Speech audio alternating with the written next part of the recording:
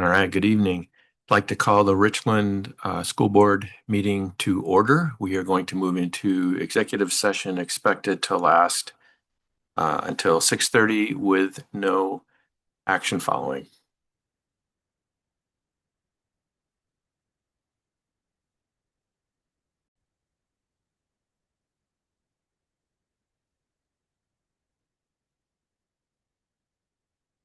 All right, we are back from executive session.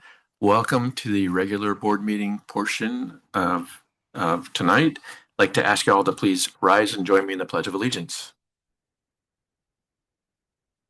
I pledge allegiance to the flag of the United States of America, to the republic for which it stands, one nation, under God, indivisible, with liberty and justice for all. All right, thanks. I'm not the president or the vice president. Both of them are excused tonight, and I never thought I'd be doing this again, so, which is a really good thing. Everybody else is here, yes, and gonna go right to recognitions.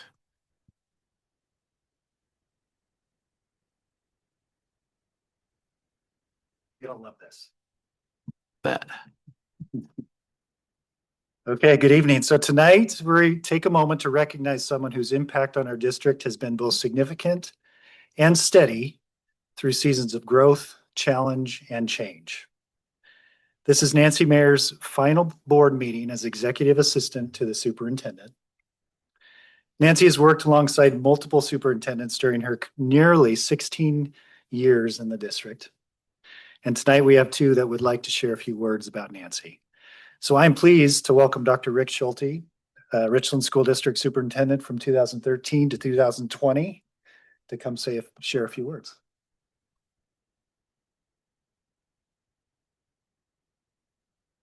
Thank you and good evening. I'm pleased to be here tonight on the occasion of Nancy Mayer's pending retirement, which I understand is at the end of this week.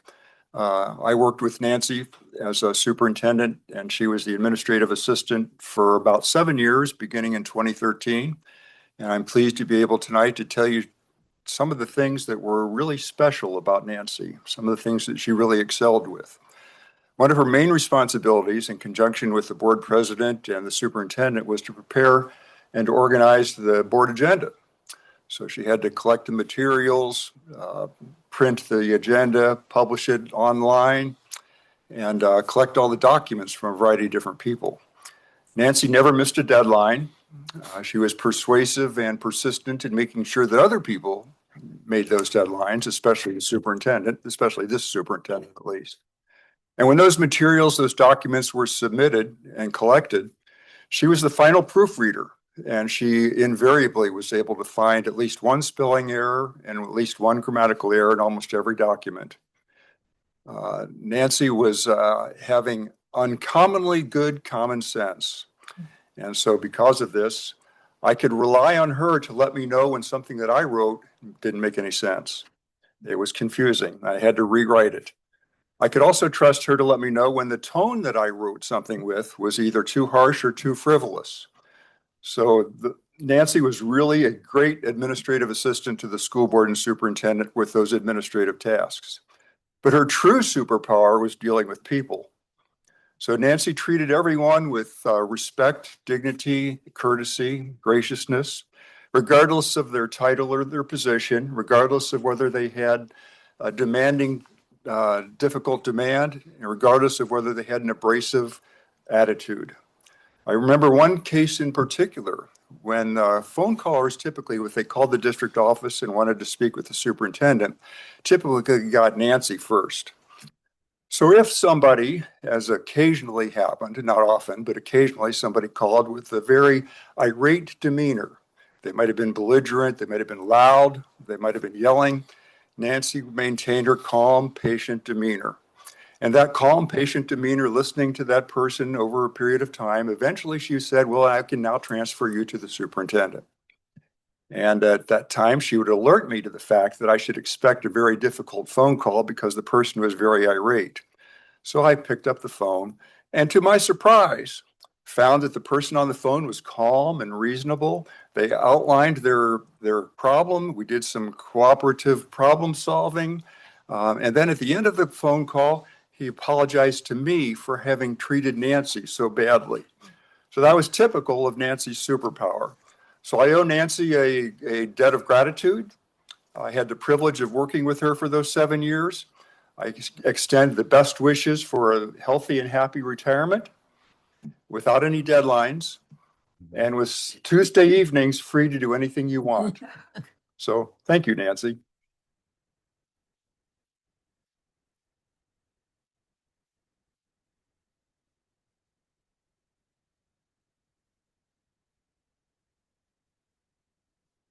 Have to try to do this without crying because Nancy's been my partner in crime over the last 6+ years.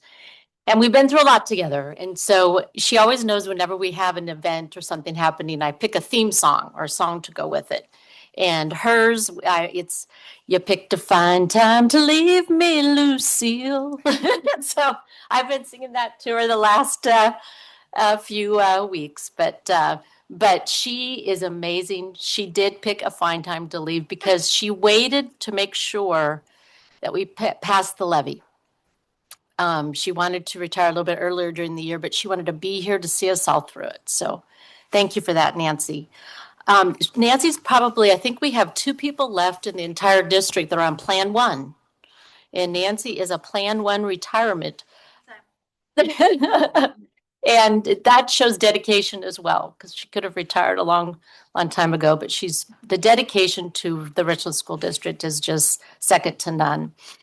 She always was very kind when she was giving you feedback. For me, it was always like, "Are you sure? Are you sure?" And then I would be like, "Okay, I got to change something up," because Nancy's questioning it. And she did it in such a kind, caring way. So steady, funny, so dedicated, a friend, a colleague, and thank you for those emergency room visits where you're by my side when I would fall or do something silly. So I just can't thank you enough, Nancy. And this district is so much better because of you all these years. And I have flowers for you, so I'm going to grab them out here.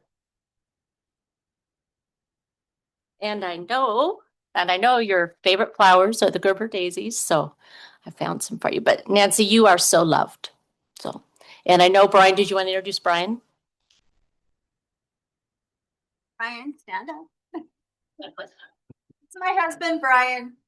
This is actually his first board meeting, so first and last, I'm quite sure. But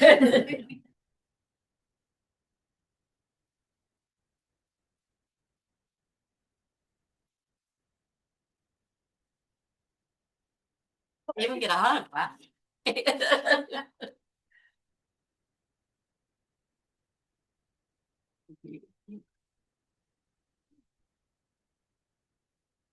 You want to say something? I don't know what to say. I can't follow that very well. So I've worked with you the longest. And yeah, Rick said your superpower is dealing with people.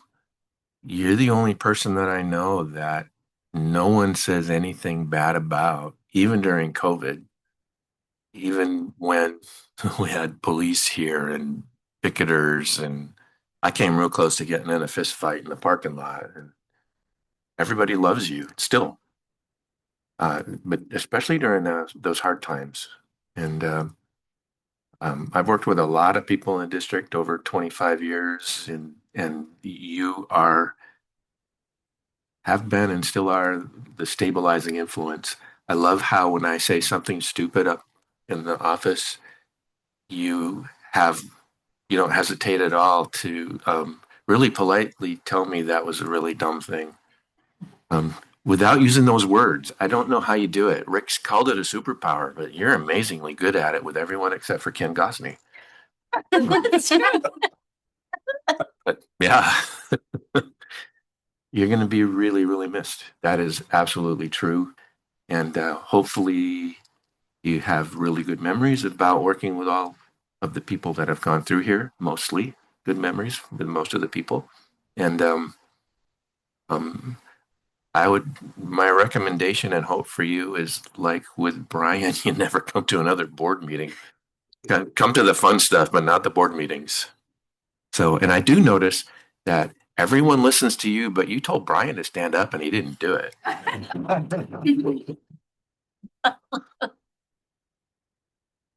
I think that's a mistake, Brian. I think that was a mistake. So thank you. Do you want to say anything? No, I have really appreciated working with everyone. He's been great. I have no complaints.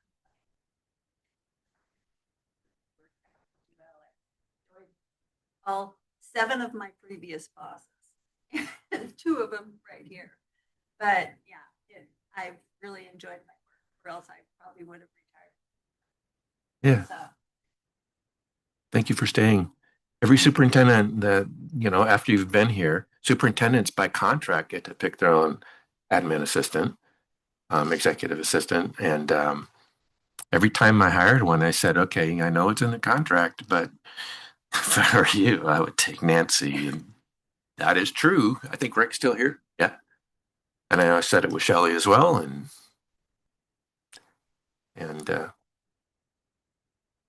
you've definitely earned it. You are wonderfully gifted. It's not an admin job, it is a people job. So thank you. Would you like us to move on? The thing about Nancy, she's persuasive. She has superpowers and all that. She hates being the center of attention. yeah. Is Anyway. Brian going to stay for the whole thing? Oh, right. Take me off.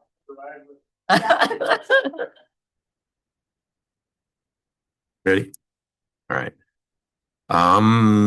We are to request and comments by visitors. We set aside time at the beginning of board meetings for people to approach the board on issues related to the board.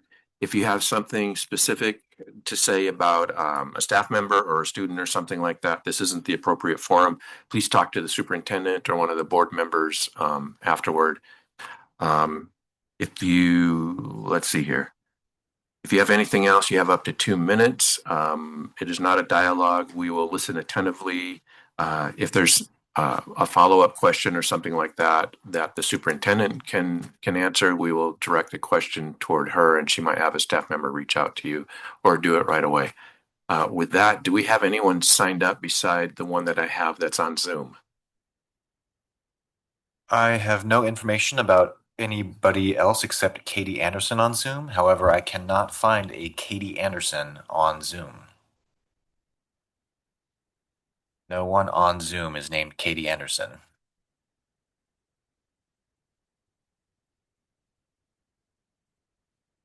Is there a way where they can like wave their hand on Zoom or something if they're under a different name?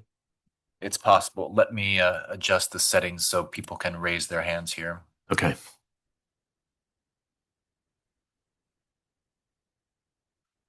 Oh, there is another person in person. I don't know if you want to go with them first. Sure, we'll do the in-person person first. Cannon West. All right, welcome.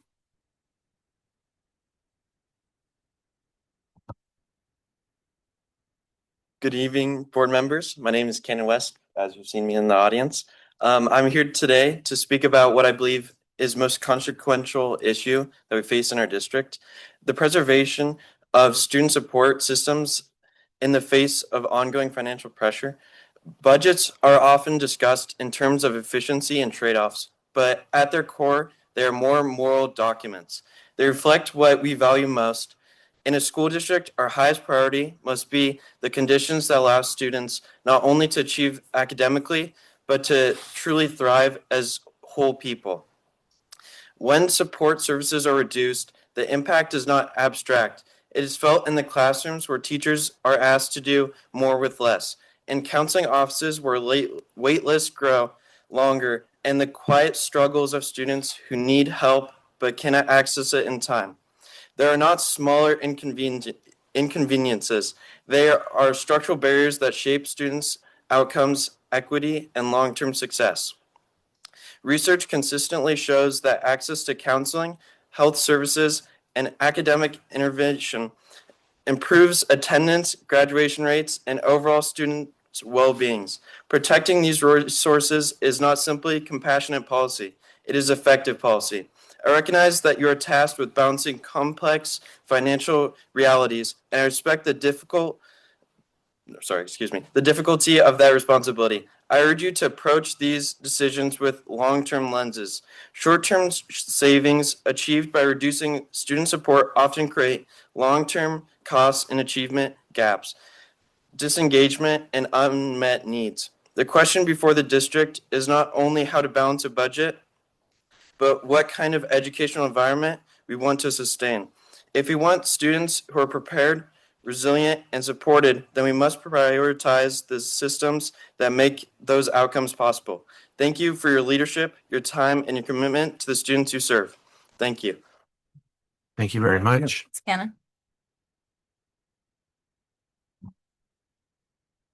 I have allowed people to raise their hands and no one has raising their hands. I have 17 attendees and all of them are named except one, which is Zoom user.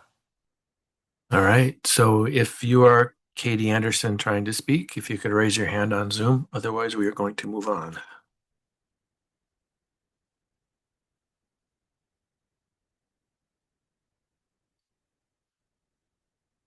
All right, nothing? Nothing. All right, we are going to move on then. Katie, if you would like to get a message to the board, you can use the contact the board email on the website, or our phone numbers are also listed on the website if you'd like to speak with one of us. Sorry, that couldn't work. We are going to move on to board and student rep superintendent reports. Dr. Redinger, would you like to start? Sure. Just a couple of updates. I have some Rise Award winners I wanted to announce. But this weekend, I had the last 3 years since COVID, they started back up. The Chinese American organization for the whole region, the Tri-Cities area, we have a partnership, the Richland School District, with them, with Chief Joe, and they have a Chinese New Year celebration every year. And so I was able to attend that on Saturday. It's a wonderful event. All the local restaurants, there's like 3 or 4 of them, have food there. There's so much food. It's so good. And then it's mainly Richland School District students that perform. And it's just an amazing event. It's a partnership in that we recognize that the cultural responsibility that we have to make sure that our students are cared for. And so they know that I get a chance to speak each time, how important that partnership is and making sure that our students feel supported. And this is the year of the horse, which that was the big theme at the event, and I said, so we talked a lot about what is that? It's a year for energy and change. So it was a great cultural experience. So went to that. I also, of course, went to some basketball. That was fun as well. But I'll let Dan talk about basketball. Richland High is still in the running for state, so pretty exciting. So Rise Awards, we went and visited the print shop. I want to do a huge shout out to Sarah Inlow and Melena Cooper for all their hard work in terms of the print shop. Even though the equipment is getting quite dated and old, they make it work and they work nonstop. And so just a huge shout out to both of them. They truly represent innovation, service, and excellence. The next one I wanted to recognize was Stephanie Hines, multi-language learner teacher at Richland High School. Now, Stephanie, this was a little bit awkward. She said it's like her worst nightmare. So Stephanie, we had planned 7:45. Nicole had told the staff there would be a stand-up staff meeting, and she wasn't feeling real great. So she emailed a colleague, she's going to run a little late. And Nicole said, no, you can't be late. You need to get here. So poor thing, she walks in and the entire Richland High staff was there. We all were there and gave her award. But I'll tell you, the staff love her. They said she is there for all the students. And this was a quote: her students adore her, her colleagues value her, and our entire school community benefits from her expertise and heart. So we gave her a few minutes to put on some makeup and then took a picture. So that'll be on Facebook. She was such a good sport. So hats off to Stephanie. And then the last one we did today, Carolyn Sturgis. She was here the other day at one of our board meetings. She's a teacher at Rivers Edge High School, and she is dependable, teaches with integrity, and holds herself to a high standard of excellence in instruction. When you walk into Carolyn's classroom, you immediately feel it. It is welcoming, positive, and every student feels valued. At the same time, she never loses sight of the most important goal, helping students truly learn and succeed. That combination of heart, professionalism, and commitment to excellence is exactly why she is so deserving of the Rise Award. They're just an amazing individual. And again, it's really been fun doing the Rise Awards, surprising these excellent educators and staff members for all their hard work and dedication to the Richland School District. So this is a special place to work and learn for sure. Yes, it is. Thank you. All right, let's go to the students. Who would like to go first? I'll go first. Right. So Delta has ASVAB testing tomorrow, and then their trimester also ends next week, so start new stuff. And then Hanford had a jazz concert last Friday with a special guest, and I heard it was really cool. And then we have a financial aid workshop like right before the meeting. And then we also have our blood drive tomorrow, so if you guys want to donate, you can still pop in. And then Working a Musical opens this Friday. And then we have 8th grade registration starting next week, so that's exciting. And then DECA State is this weekend. And then Orchestra Concert is next Tuesday. And then they have a festival next Thursday. And then we also have Dessert Theater coming up on March 7th. And then we had Tolo on Saturday. Busy. Yep, that's a lot. Thanks. Richland Spring Sports starts next week, and there's also a financial aid event on Wednesday, March 11th. And then tomorrow is also 8th grade night, where the 8th graders go to like both the high schools and just like try to get a feel for which school they want to go to and take a tour of it. It's at 5:30 at Richland and 6 at Hanford. And then next week, about 50 people, kids from Richland and Hanford are headed to HOSA State, a state leadership conference in Spokane. So that's really good. They're going to be competing. So yeah, and then there's also a winter musical at Richland this Thursday and Friday. It's called like The Lightning Chief, I think. And then there's also, as Tiffany mentioned, a large group festival at Hanford next Thursday. And then no school on next Friday. I didn't know that. All right. Thanks. Professional day. Good to know. Is it this Friday coming up? Next Friday. Next Friday. Okay. That's handy. March 6th. All right. Yes.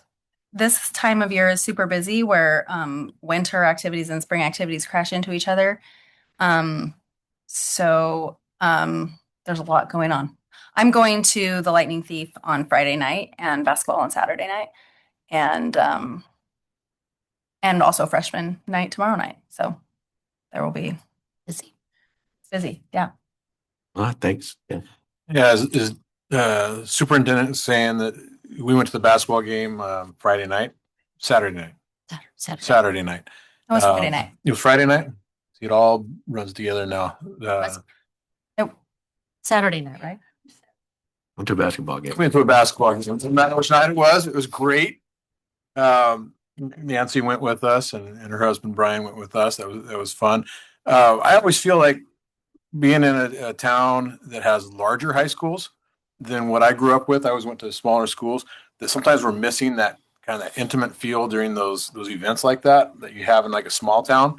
But that night there in the gym, it was packed. I mean, completely full, and I felt like we had that there. It was really kind of cool. But that afternoon, my son, as an 8th grader, had come home, and he had been invited to the jazz concert that you talked about. And so there was kind of this, I was planning on going to the basketball game. He wanted to go to the jazz concert. And so we had to make that little decision there. But I heard also that was fantastic. I will also be at are they calling it freshman night or 8th grader night? I'm not sure. For tomorrow? 8th grade night. 8th grade night. So I will be at the Hanford They're new one. freshmen. They're new freshmen. Yeah, they're new freshmen, Yeah. right? I'll be there tomorrow. So if you are also there, stop by and say hello. All right. Thanks. 2 things. Travis, you might want to help me on this because I've been out of the loop for 5 days. On Thursday, I heard that the state budget folks were getting together in the House and Senate, and that they were anticipating releases that maybe were less than what the governor had put out, which was not a great budget for education. Have they come out with anything yet? On Saturday, I believe the budgets were released. And yeah, I'm still kind of waiting to see what the discussion is during the session. None of the options look promising for us. Okay, that's what I was expecting. So for the board, you know, math is math. Um, there's X amount of dollars, and they're choosing to not fund the paramount duty constitutionally of the state and do other things with it instead. The other thing is that we heard, we were trying to hear from Katie Anderson, and she sent an email, and Bonnie just showed that to me. She wants to know how we're going to steward the fund. She voted yes on the levy, and we've been talking about that. So I don't know if you're listening, Katie. We're going to talk about it a little bit later when Travis is up here as well. We have a finance report, but that is a primary focus of the board because we had lost sight of that immediately after COVID, and that's not going to happen again.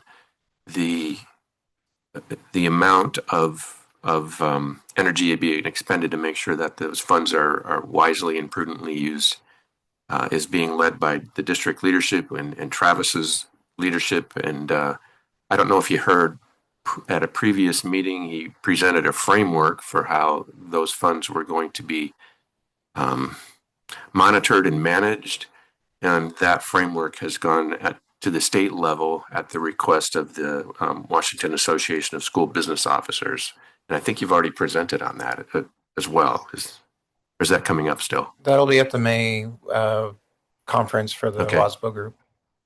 And I've been watching school budgets for a long time, and that's the best framework that I've seen, and completely makes sense. And so, Katie, keep watching, but we'll be watching as well to make sure that those funds are wisely used. And thank you for the email. Anything else from anybody before we move on?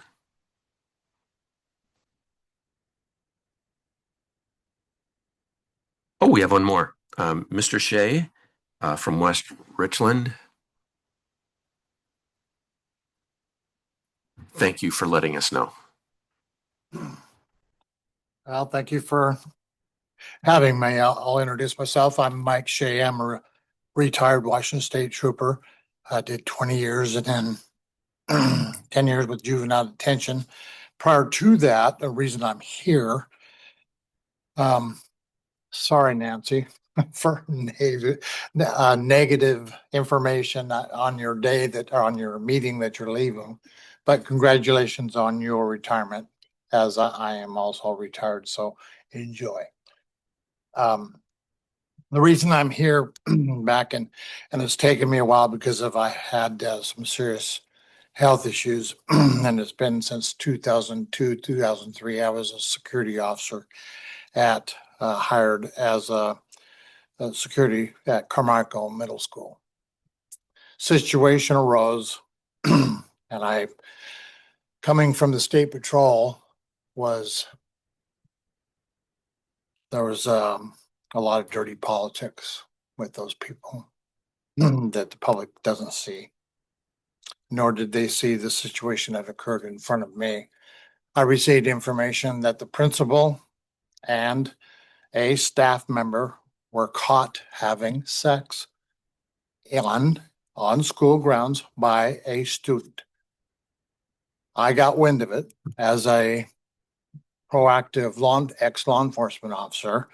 I'm assertive. I'm aggressive because of a crime something serious had happened. This was nonsense. And my source was another staff member that was well aware of it.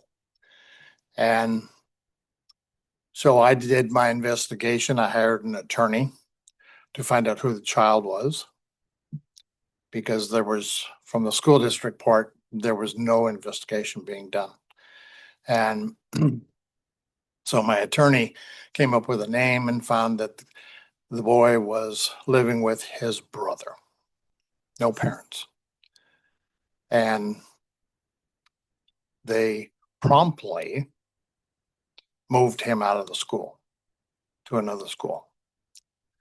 And then I was contacted by a top administrator at the school district in the office in Richland. And I was told by the union in the parking lot that they were going to make me an offer. And I'm like, an offer? Yeah, they said $30,000 cash to go away. I thought, and the reason I'm doing it now is because I'm a much more open, more honest, or more, I should say, more honest. All the Superior Court judges, I did 20 years with State Patrol here locally, all the judges, prosecutors. My boss knew that when I spoke the truth, as I am today. This is not falsification. I can name the names and I won't do that. I'm not here to smear those names. I'm just disgusted that it was happening on my beat. And I was then brought in by a top administrator and put immediately on administrative leave because I was spreading rumors. And I was not spreading rumors. I had a reliable source. And so when I did the investigation, I knew that they weren't going to be happy about the attorney that I hired. So then he pulled me into a meeting with three of them, and they promptly offered me $30,000. Now, at the time, which I am still a widower, and I was raising a 4-year-old little girl that was going to Wiley, here in West Richland. And they knew that. I knew, and I was working for them as security. And I immediately got told, we're sorry we ever hired you. We shouldn't have hired you. And I'm okay, say your piece. However, but I'm a truth sayer. I got information put in front of me that was pretty serious. And then I got put on administrative leave immediately, sent home. Then the union contacted me. Then I went into that meeting. And pretty disheartening that they were busy downgrading me in this meeting because I was an ex-state trooper and that I was making up rumors. And I said, well, they're not rumors.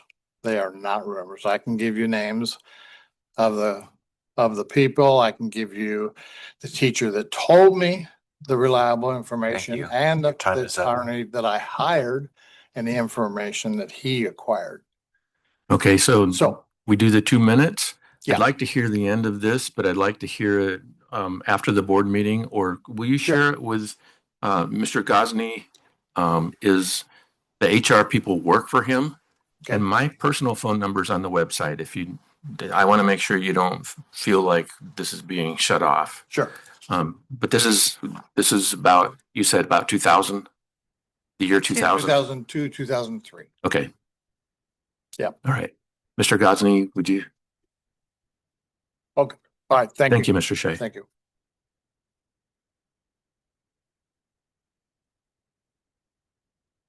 All right, Dr. Redinger. First we're going to go into business 3.1 performance audit update. So for tonight, as you know, we are undergoing the consolidated program review. I'll be giving updates on that at the next meeting. In addition, we are doing our financial audit, and that is underway as well. And I'll give an update on that probably in April. But tonight, I wanted to highlight, we did get the results for the levies, and I wanted to give the final numbers. And we did receive a signed copy from Brenda Chilton in terms of the supervisor of elections saying that they are done and certified. And so they had their hands on official seal this 20th day of February. So we have the document that it is certified. I did want to just highlight a few things. For proposition number 1, levy yes was 54.95. There were 10,859 votes. Levy no was 8,904, which was 45.05%, 8,904 votes. Proposition 2 was 55.2, levy yes, excuse me, 10,925, 55.22%, 1,925, levy no, 8860, 44.78%, 8860. So we just wanted to make sure we keep track of those and kind of look at it is higher than we did the last time we ran a levy. So we were pleased with that. We did want to also comment on the voter turnout. We can't tell people how to vote, but we sure want our voters to show up. So we're just I'm doing a big plug for our voters to make sure to vote during these important elections. I would say that for Kennewick School District, they also passed both of their levies. Their voter turnout was 27.34%. Ours was 34.93% for both. So we had a little bit higher turnout, but again, it would be good to see that even higher. So just a big thank you to our community and just knowing that we will be moving forward. And in terms of stewardship, that is a very big focus of our new CFO.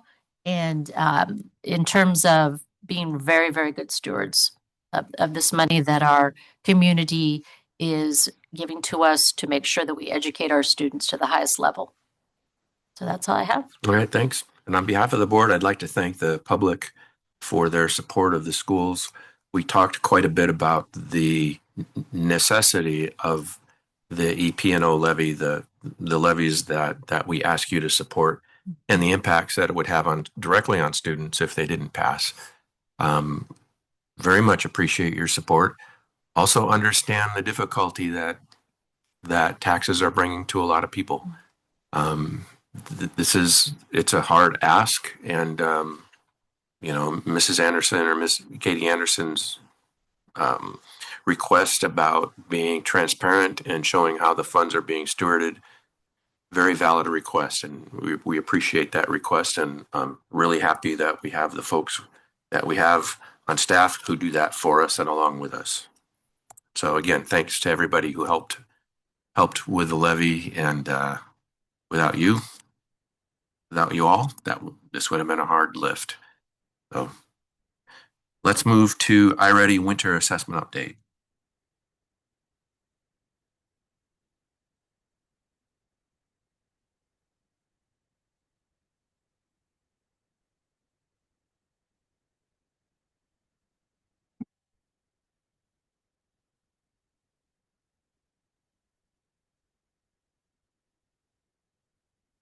Good evening. Thanks for having us. We've got a few individuals here that are going to help out with this presentation this evening. In the past, I've heard some comments around getting some information, but then the question is inevitably, now what? Now what are you doing with it? So you have in your Friday packet, you've got a whole stack of data and a whole stack of information. The way we've kind of arranged this presentation this evening is to give some real high level overview of some of the data, but then that's the so what part of it. And then invited a couple schools here to talk about the now what part of it. So here's the information that we're receiving. What does that look like in action, and how are we doing that at the district level, but also at the school level? So we have, we'll go through our goals. We've got an MTSS focus, a multi-tiered system of support focus, where we've been identifying areas in tier 1, tier 2, and tier 3 instruction, especially in reading and math, that we've been working on. And we'll highlight some of the data around those things this evening. We'll go over our typical growth in reading and math and for some of our special populations. And then we'll get to the now what part of it, what it looks like at the school level when we put this data into action per se. So I'm going to turn it over to Jen Klaus right now, and she's going to go through some of the data for us. Great. So please feel free to interject, stop, ask questions as we go, because as Brian said, it really is kind of that high level look. I really just have 4 slides for you, and then I'm going to turn it over to Chief Joe. Oh, our slides are looking a little off. Chief Joe and to Marcus and to Orchard. And so they can kind of tell you what's happening in real time and how they're using this data now at this mid-year temperature check and progress monitoring point, and moving forward to the end of the year to meet those goals. All right, so goal 1 is around that tier 1 instruction.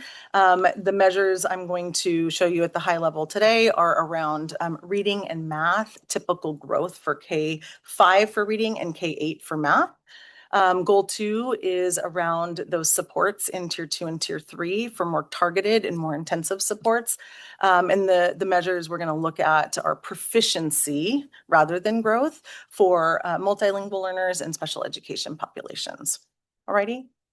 So the first slide, big look, you have this in your packet. This again, big general look.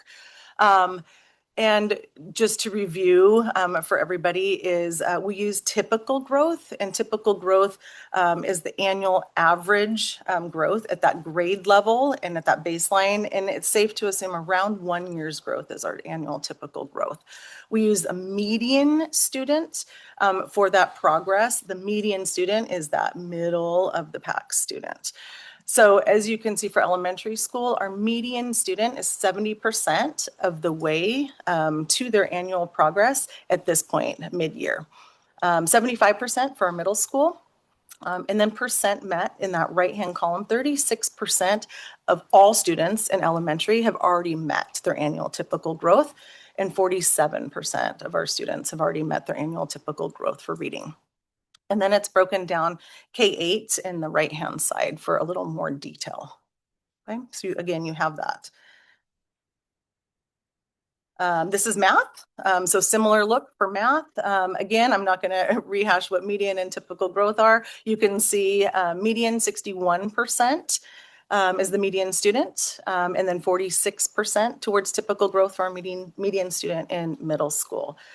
Percent met, 25 total at elementary, and 33% of our students have met annual typical growth so far. That's the end of the year, like where they need to be at the end of the year. That's how many are already there. That's how many are already there, correct. Okay. Yep.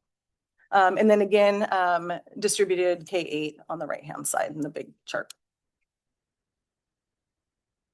Looking at proficiency, and I did include some growth data in here as well. I want to point a couple little things out here for you, I think, that are great celebrations. But for proficiency for multilingual learners, on the left-hand side is our elementary look, right-hand side is our middle school look.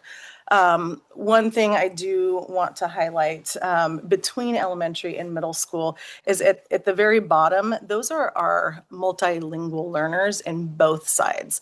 So in elementary to middle school, you can see that large jump, that it appears to be a large jump for students that are 2 or more grade levels below. And so I'd just like to talk a little bit about that to give you some context. So in your packet, I tell you what the N is, or the number of students in elementary. We have 407 students currently being served in our multilingual programs across the district in elementary.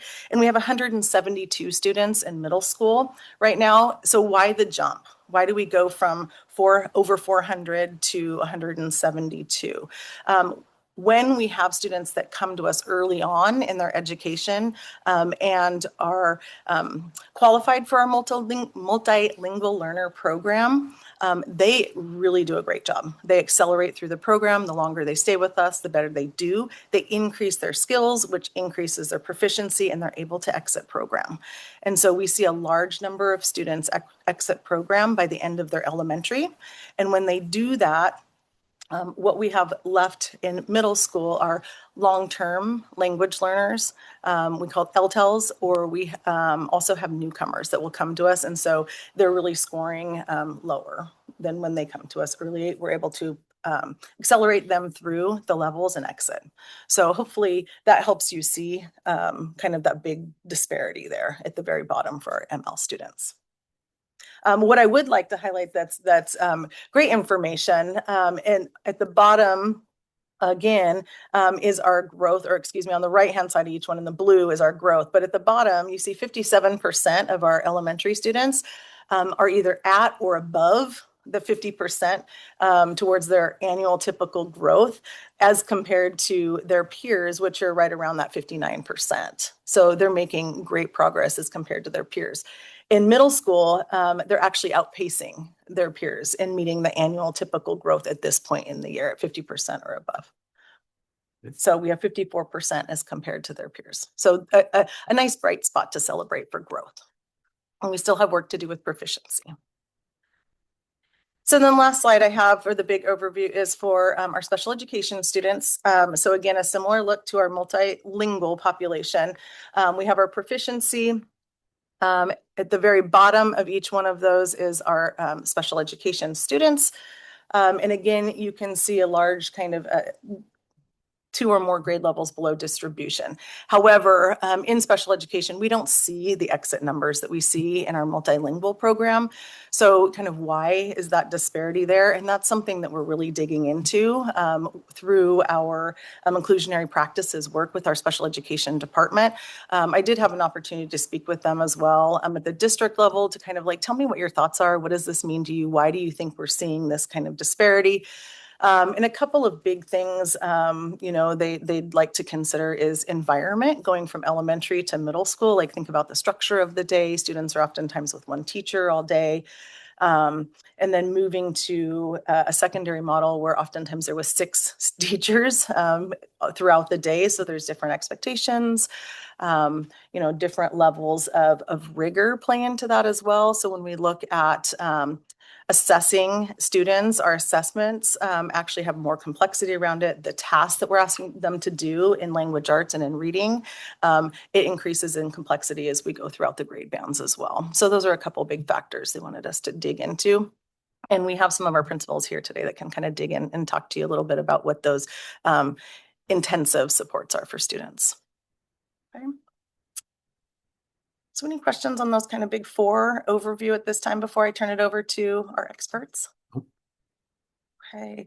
Brian, one more? Sure. Yeah. So just from kind of a high level, district level, we get this information. So what are the immediate actions we're kind of trying to take to address some of these tiers and how we're responding to the data? So immediately, we still have core instruction that we need to improve on. This upcoming March 6th date, we're going to still continue to focus on our CKLA rollout and K-5. We have some professionals coming in to work with our K-5 teachers. And then there's some additional coaching days throughout the rest of the semester that they can get coaching on that core instruction. Just this past week, we had a group of math teachers come in to talk about the revised math standards that are being rolled out. It was a great day of professional learning for 6th, 7th, and 8th grade, our middle school teams. Starting to talk about one of the conversations was, when are we going to start getting back to some of this math instruction? And now this is an opportunity to start moving that forward with the new standards that are coming out, or the revised standards that are coming out. So there was a real good opportunity for some PLC work for educators across the district, math teachers, to come in and start rolling those out into their instruction. From a tier 2 perspective, we have an MTSS Leader Learning Exchange that's happening here tomorrow. That's a region-wide event. We have all of our lead principals coming to this to learn about tier 1, 2, and 3 instructional strategies. And we are also learning about that through our district community leadership team. We're refining those practices in especially tier 2 and tier 3 and getting some common definitions and putting those out to principals and getting feedback from them based upon not only their learning tomorrow, but also what they're doing in their buildings in the classroom, so that we can have a district-wide system that is coherent and we're all speaking the same language. And then in the tier 3 intensive supports, one of the things we've learned about tier 3 is that we don't just want to say it's special education. It is more than that. It's before special education. But through our Inclusive Practices grant, we do have some opportunities to learn about some tier 3 opportunities and how we serve students in that realm. And Zach's done a great job of getting as many of our staff district-wide to all of these professional learning opportunities that are great across the country to learn some really cool things that they're bringing back and sharing with our entire administrative staff and the teachers in their buildings too. So kind of from an overview standpoint, that's some of the overarching work. And now what that looks like at the building level, I'd like to invite 3 of our principals to come up and talk about what they're doing at their buildings. So we've got a middle school principal at Chief Joe, Eric Davis, and we've got Calvin Chun, who's at one of our elementary schools, Marcus Whitman. We also have Kristen McKenzie at Orchard Elementary School. And I gave them one slide. So they do a lot more than just as what is on this one slide, but they're going to go through some of their highlights that they've been working with their building leadership teams and what some of the actions that they've taken in tier 1, tier 2, and tier 3 instruction. So Eric, you're up first. Good evening, Eric Davis, Principal, Chief Joseph Middle School. Thanks for having me tonight. I don't know how to use the buttons here. I got you. There you go. All right.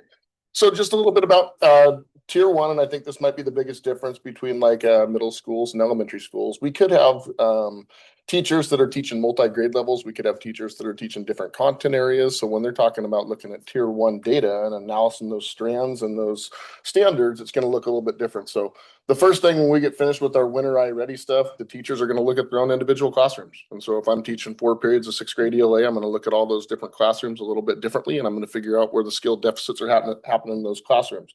After they look at their own classrooms, then they're going to get with their grade level teams.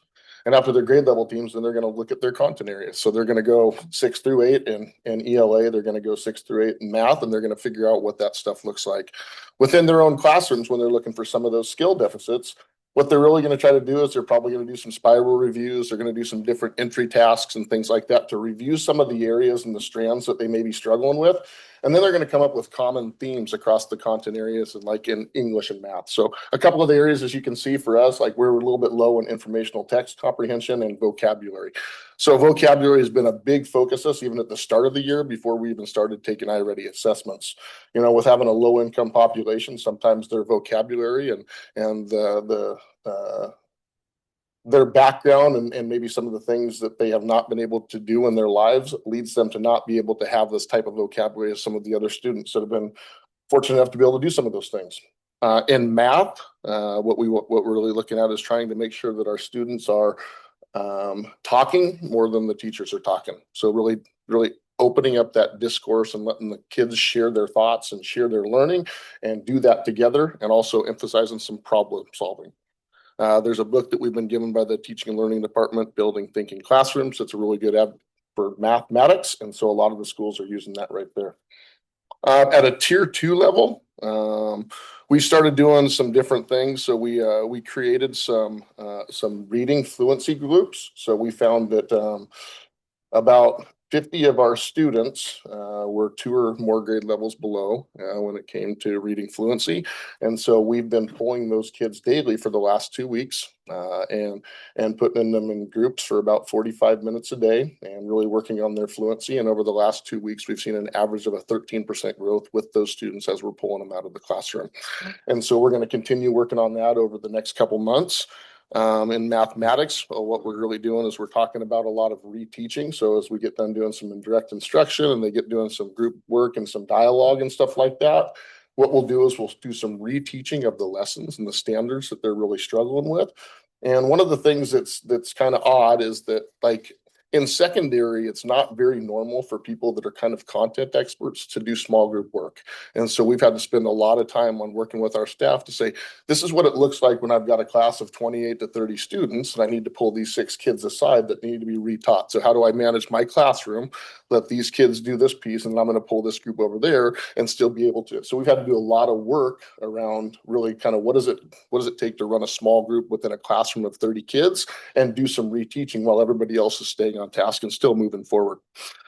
Some of the other things that we're really doing with those classes from a tier 2 level is just doing a lot of progress monitoring, really trying to figure out where the kids are at. We're trying to do some goal setting with them and staying really, really intentional with like making sure that they see themselves growing and improving so they can gain some real confidence in those areas. Tier 3 level, math again is another place where like sometimes we have kids right now that can't even subtract with borrowing. And so what we're doing is we're pulling 35 kids out daily, and we're pulling them out and they're getting some intensive supports with just math fact fluency, trying to get them move forward. The cool thing about it with our staff is we've had some of those conversations of saying, this is what these kids need at this time in order to be successful by the time they get out of middle school in 8th grade. So I know that history is important. I know that science is important. I know these electives are important, but sometimes this kid needs to be pulled out of your class extra to get some additional supports in math, to get some additional supports in reading. And so our staff has really done a really good job of being flexible and being accommodating for those students that are getting pulled out to get that extra support during those times. We've also got some LAP, some reading and math support classes that serves over 70 kids. Honestly, we could probably, looking at our data, we could probably serve over 200 kids when it comes to that. If we looked at our data of the kids that are 2 or more grade levels below. So we really have to identify those kids that could really benefit from being in those LAP identified classes and really be selective and progress monitor to figure out, hey, can we move them out after 9 weeks and bring another kid in, and what's that look like? So we're meeting every month trying to look at kids' data and trying to figure out who's going to benefit from those extra supports and those extra interventions.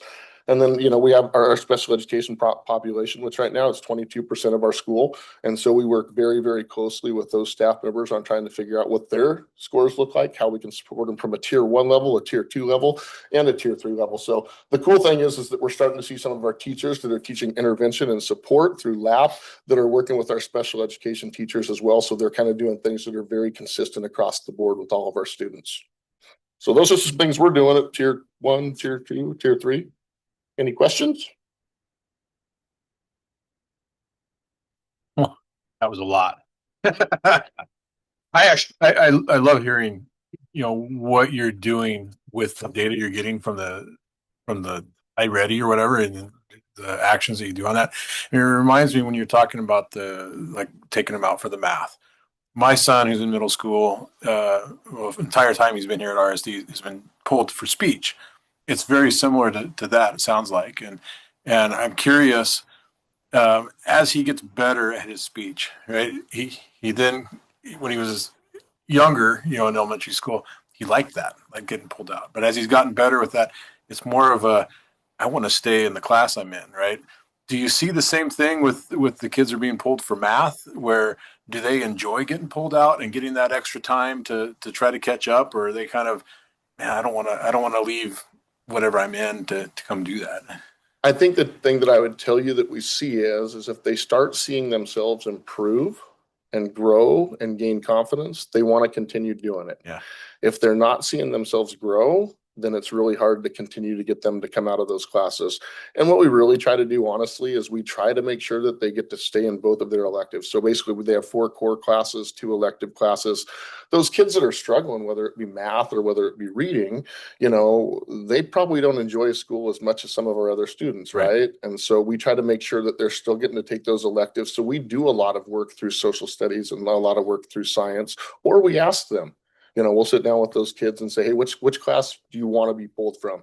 But I think that's the part where as our staff's communicating with those kids and communicating with those families, that when they're goal setting and they can see themselves go from this level to this level to this level, and it's really, really beneficial for them and they can see that and they can feel that, they're not wanting to get pulled from that. Right.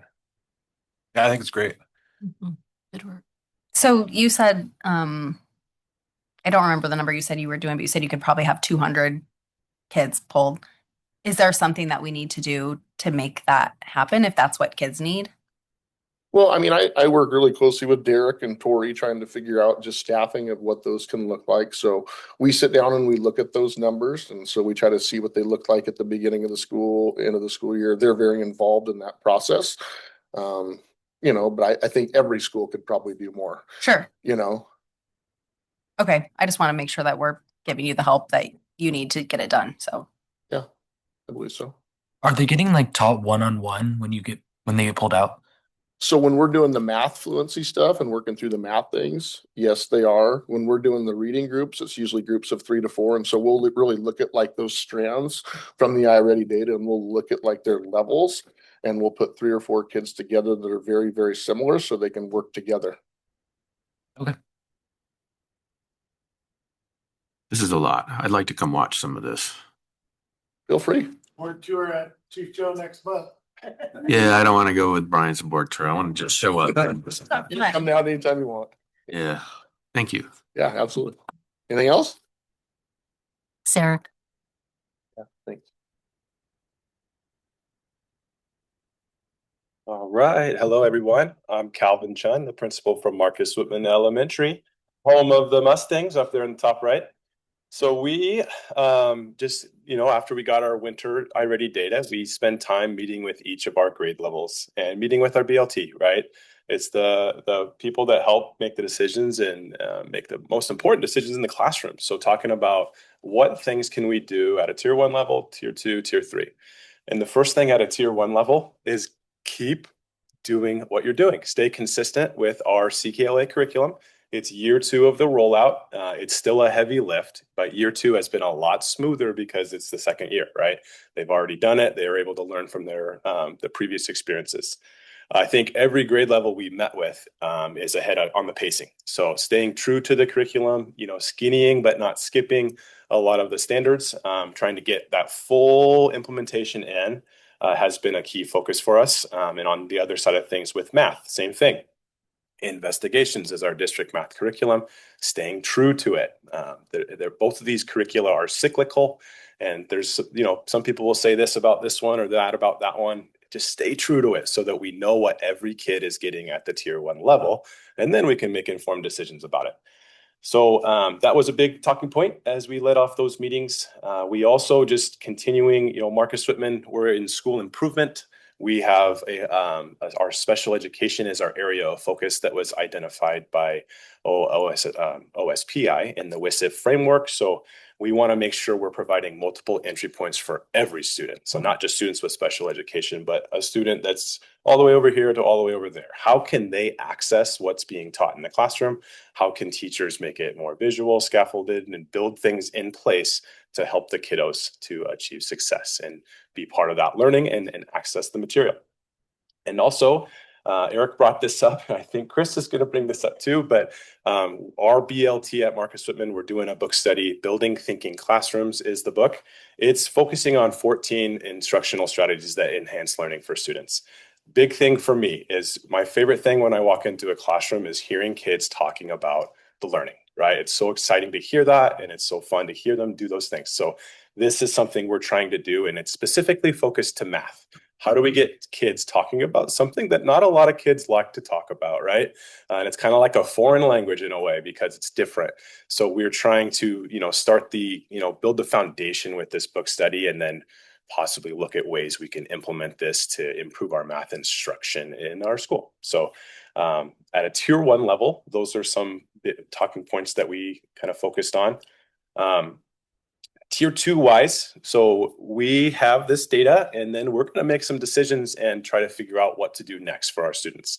So for tier 2, I love typical growth as a lens of looking at the data, because the typical growth for me or one of you could be different. It could be a different number, but it's based on how we performed, right, at the last assessment. So for all of our kids, we're trying to make sure that they achieve that. And so what we're trying to do in all of our classrooms at school in math and in reading is some building wide commitments of, we have these rotations. So we've taught our tier 1 lesson. Now we have some time built into the schedule where we have paraeducator support available for a lot of times and places. And we have rotations going on where teachers working with a small group of students. We have paraeducator working sometimes in or out of the classroom with a small group of students. We have other students working on individual learning a task, or also the last bullet point is iReady personalized learning. So we've tried to get that across the board so that we know every kid is getting this in math and in reading, and it's helping them achieve. Once we know what those holes are in their gaps in their knowledge, it's specific targets to help them learn there. So we utilize the iReady Common Core State Standards report. So we can pull that for any one of our students and it'll show the gaps in the knowledge, and it can tell us what we need to do to address that. And iReady is a great tool for supporting that with the toolbox. You can search into the toolbox and find a state standard, and you can find lessons, and you can find assessments, and all kinds of great things to help track the students' growth once we know what the weakness is, right? So that's another strategy within the tier 2. And back to the iReady personalized learning. So I've heard this a lot about iReady. It's when we have Chromebooks out. So we try to be super intentional with Chromebook time. And iReady has said if you have 30 minutes of time devoted to the My Pathway for reading and 30 minutes for math during a week, then you'll see greater results when they take the diagnostic at the end of the year. And Savannah Green is our assistant principal, and her and I have been looking at some reports of that, and we are seeing a positive correlation for kids that are not only completing a lesson or their MyPath assignment, but also having 80% proficiency or higher. So when they're committed and using that time effectively, we're seeing the payoff with that. And another little sub thing was we're a Title I school. We have a tutoring opportunity for our students. And we have a subgroup of students that, well, let's see how they did on the iReady winter assessment. And it was 75% of them have already met their typical growth goal. So they're putting intentional time in as well, and we're seeing the benefits. So that's been exciting. And then down to tier 3. So now we're drilling down further. We use the iReady screener as just, here's a guide, here's some holes. But then we have other district screeners like the quick phonics assessment, quick spelling assessment, the oral reading fluency assessment to really dive in and dig down to what is the specific skill at the lowest level that we need to work on to help that student get back up, right? So we're doing that. Those happen typically outside of the classroom. The groups aren't always the same though, they're fluid. So we focus on a specific skill or standard for a certain amount of time. Once we see things that are growing, great, hey, here's a new plan and we're focusing on this. And we do that for reading and for math at our school. So we're trying to keep them growing and prepare them for when they head off to Eric over at Chief Joe, right? Any intervention that we're using at our school for reading is science of reading based. So we have those listed there. And then again, that iReady toolbox is a special thing for us that we utilize to instruct our students in the tier 3. And then the last piece there is the math task. So this is something that goes in line with that Building Thinking Classrooms book that our math core content team at the district level is working on. This is really fun problems. And, you know, a lot of kids won't say that math was fun. I used to be a high school math teacher, right? So that was always the challenge. But it's really like engaging problems that get kids talking and get kids using different strategies. So we're trying to use that to not only support students who have gaps in their knowledge, but also kiddos that are ahead, right? Because they like to be challenged too, and they also need to meet their typical growth as well. So that's a quick synopsis of what we got going on. But it would be cool to come see it as well in action because it's pretty awesome to see those kids in action. You know, similar to the Chief Joe presentation, I really appreciate seeing what the efforts are, you know, and trying to adapt to what the testing data shows it. So I like seeing that stuff. I have a hard question for you. Okay.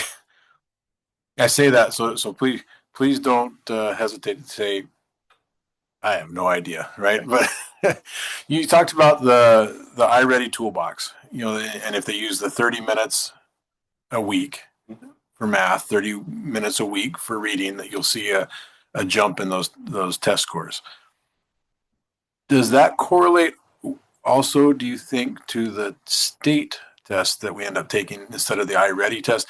I guess the root of that question is how well does preparing to try to get a better score on the iReady correlate to also improving your ability with regards to that state test? That is a hard question, and I don't know if there is a specific answer. iReady does have a different, I don't know what it's called, but it basically is like a predictor of how they could perform on that state test. Oh, really? It's a newer feature that we don't know a whole bunch about, so we can't probably quote it or cite it right here. And that's, with any data set, it is just so interesting because our like I mentioned earlier, our students with disabilities is our focus for our OS school improvement, right? But it's just in some of our iReady data, our students with disabilities are outperforming our students without disabilities. So and then on the state test, I don't know on the correlation of that. It could be something that we try to just continue to look at and try to make sense of it all. Right. Anything? Mm-mm. I don't have anything, Calvin. Okay. Not yet. Well, thank you. Thanks. Calvin. Good to see Thank you. Greetings again. Hi. I'm Kristen McKenzie, principal at Orchard, used to be at Marcus. So we love data. We just do. So yes, we're talking about iReady, but we actually collect data and meet every 6 to 8 weeks in small cycles. So iReady is a winter snapshot, and we do use it as the initial screener to kind of see which kiddos do we need to dive deeper into to really determine what supports each student needs. Because 2 kids could score, like you saw the color bands, 2 kids could be in yellow, but when you look at those 2 kids and break it down into the different strands, they need very different things. So with our core instruction, that tier 1, we're very similar, even though middle school is a little bit different. A lot of what he said resonated was exactly the same. So with elementary and at Orchard specifically, we're definitely prioritizing that consistent use of our CKLA and also investigations, which is the math curriculum. We do have pacing frameworks, and so just ensuring that we're staying as close to as we can, not only between our classrooms, but also we want to stay consistent with other schools because we know we have a lot of students that do move from one school to the other. So we want to do that so that all kids in our district are getting that same information at the same time, and it won't be a big gap if they do move. One of the things about Orchard's data as we look at our winter data, one of the things we looked at is we have a large group of students who coming into us initially at the beginning of the year are scoring in that green band or the double green band. So on hers, it didn't show, but what we get to see is a double green line, which means they've already either in the middle of or at the end of the school year standards, they've already met it in the fall. So one of the things that we really look at is how that group of students, are we also moving them? So we don't just want them to be like, oh, you're proficient, so you're done. And so we really dove into that between fall and winter. And for reading, we were able to go up 18%, which is 85 more students that continue to grow to that end of the year standard. But then we also looking at the section of students who maybe are coming in scoring 2 or more years behind, 3 years behind. We want to make sure that that subset of kids is decreasing and that we're also meeting both ends of the spectrum, which can be very challenging, but through MTSS or the multi-tier system of supports, we're making things move and happen, and we're just so excited for our students. So one of the areas as we looked at the WSIF data, so the Washington State Improvement Frameworks from OSPI, we have 3 areas, but 2 specifically that are a little bit lower that we would like to work on at Orchard is our students with disabilities and our students who speak a second language. So in looking at that, we're like dove in as a leadership team. What are some tried and true, we know they're research-based things that are going to help our students, and not just our students who speak a second language, but all students. And so we are focusing on ELD strategies, English language development strategies that are making the learning more oral, more scaffolded, and more visual for them. And so by doing that, really it engages all students. And so we're seeing the results of that, moving the scores for all kids. And so we've really dove into that. Our grade levels are committed to meeting with the grade above them and below them to say, hey, what are you guys seeing that we need to work a little bit harder on? What do the students need to know when they come to us? And then last year we had, I think, 2 teachers that kind of dove into the building thinking classrooms frameworks and using vertical surfaces all around the room to get kids up moving and engaging in thinking about math and talking about math. And this year we have 21 staff members who said, hey, can I get that book? Let's do a book study. So it's been really powerful as we look at our data to go, okay, this is somewhere we can improve. Obviously, it's going to go right along with our curriculum. It's not going to replace it. It's just a framework of getting kids up and how we teach and think a little bit differently. So then from our everybody gets it to our targeted supports, these are generally done within the classroom as well. We're using multiple data sources. So again, initially our iReady is that first screener. And then from there, kiddos who are scoring 1 to 3 years below, then we do the quick phonics assessment. And we're doing that to look for specific skill set where there's maybe a deficit so that we can stop and intervene there. And we do 6 to 8 weeks in cycles. So the groups, like both of them said, they're not stagnant groups. They don't stay there forever. And then an oral reading fluency to look at how fluently they read and the comprehension piece. So getting both sides of the rope when we're talking about the science of reading. And that's what drives our flexible groups. So within the classroom, there's flexible small groups, and all of the kids in the classroom are getting something, whether it is an extension or maybe they're just practicing the skill set again. Maybe they just need extra support to maybe just bridge that gap a little bit into that grade level material. So tier 1, tier 2 is all grade level instruction. So they're all getting that just at a different thing. We have some amazing things like Newsela and again, using ELD strategies just to help to differentiate the text. And it's a program that also goes right along with our curriculum CKLA. So a teacher can go in and say, oh, this student is needing a little bit lower lexile in being able to comprehend and understand, but we're going along with the solar system right now. You can pick out an article. It's going to look just like everyone else's article, but it's at a little bit lower lexile to help them to get that background in schema. So it's been a super powerful tool that we've been using in the classrooms to support our students who need a little extra.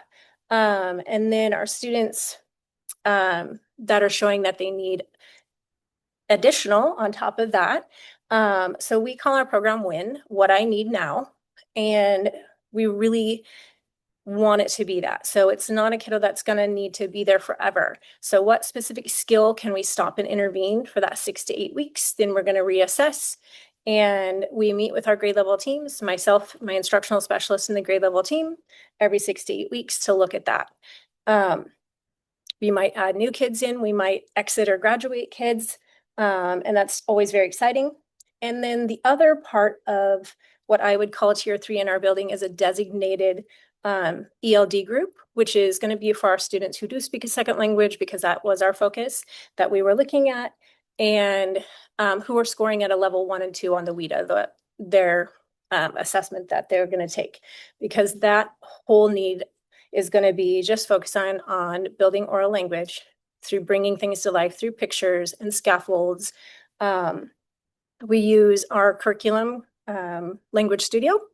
And so our instructional specialist and one of our paras that's trained will pre-teach like vocabulary, similar to what Eric was saying, vocabulary that maybe that academic high level they're not yet ready for. So we're paring it down a little bit so that when they go into class, they're going to already have that background and schema to be able to hit it the next week when their teacher's actually doing that same lesson.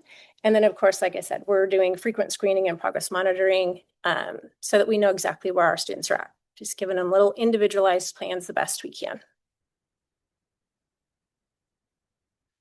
I think I'm out.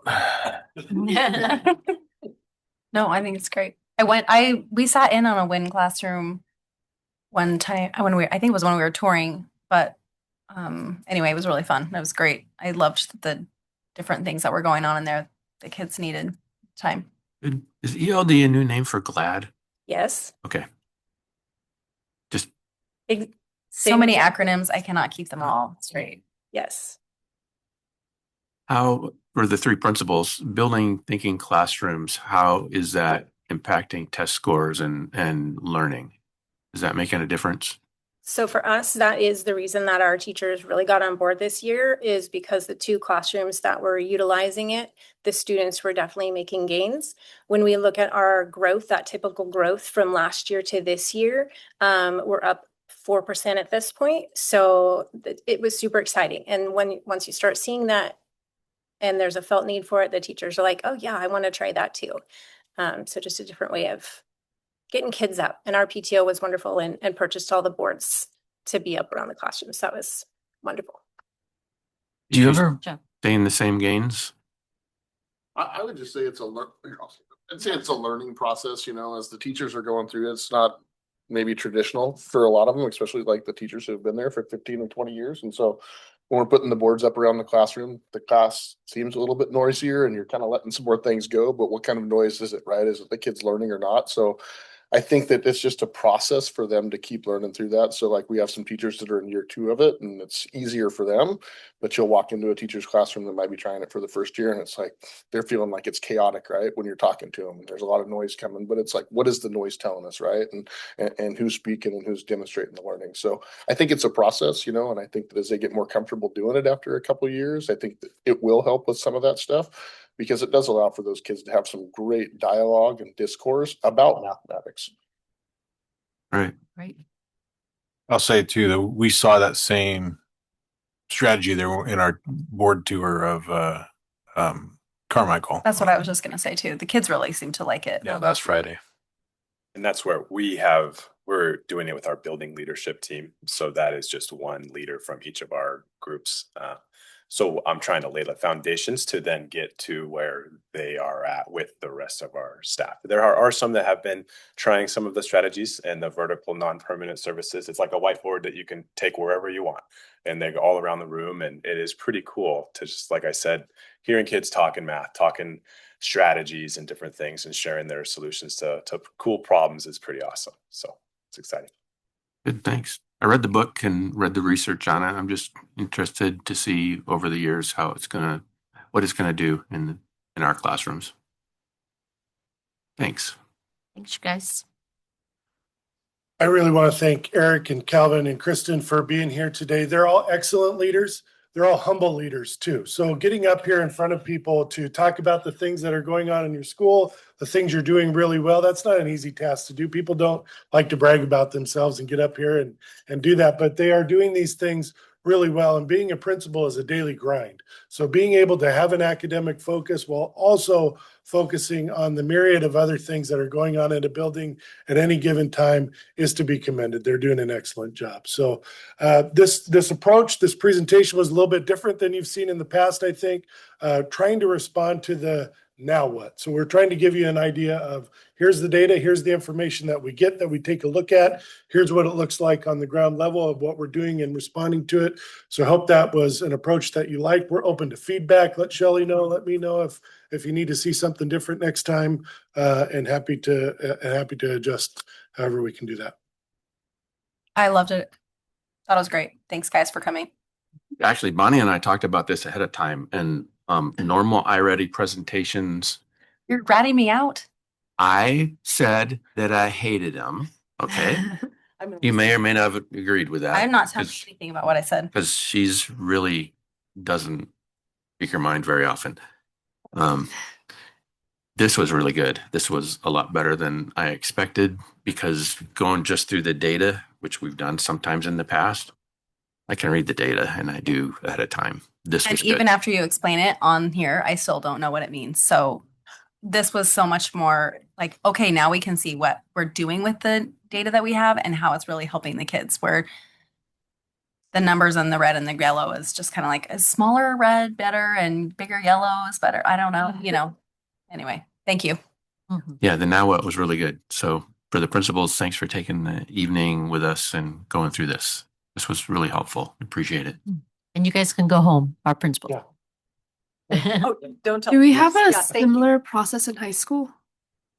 No, there's no iReady in high school, right? No, Do we use like SBA testing or anything to look at stuff like iReady does? we get it back in the summer, Mhm. without it being like a timely use. With iReady, we get instantaneous, we get results like right away to Mhm. utilize those. So in high school, by the time you get the information, it's really hard to do anything with it because the school year's already over. So then how do we do like classroom improvement for like math and stuff? We can talk about that. Yeah. Yeah, absolutely.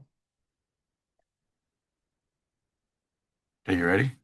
Okay. Wasn't paying Thank you. attention. Thank you. We're gonna hit Mr. Belisle, fiscal update.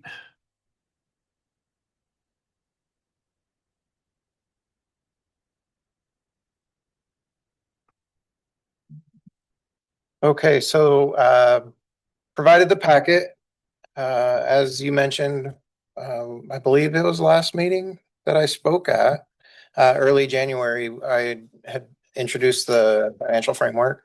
So with that, I incorporated some of the framework into the packet. There's a couple new pages that I want to highlight, some new additions.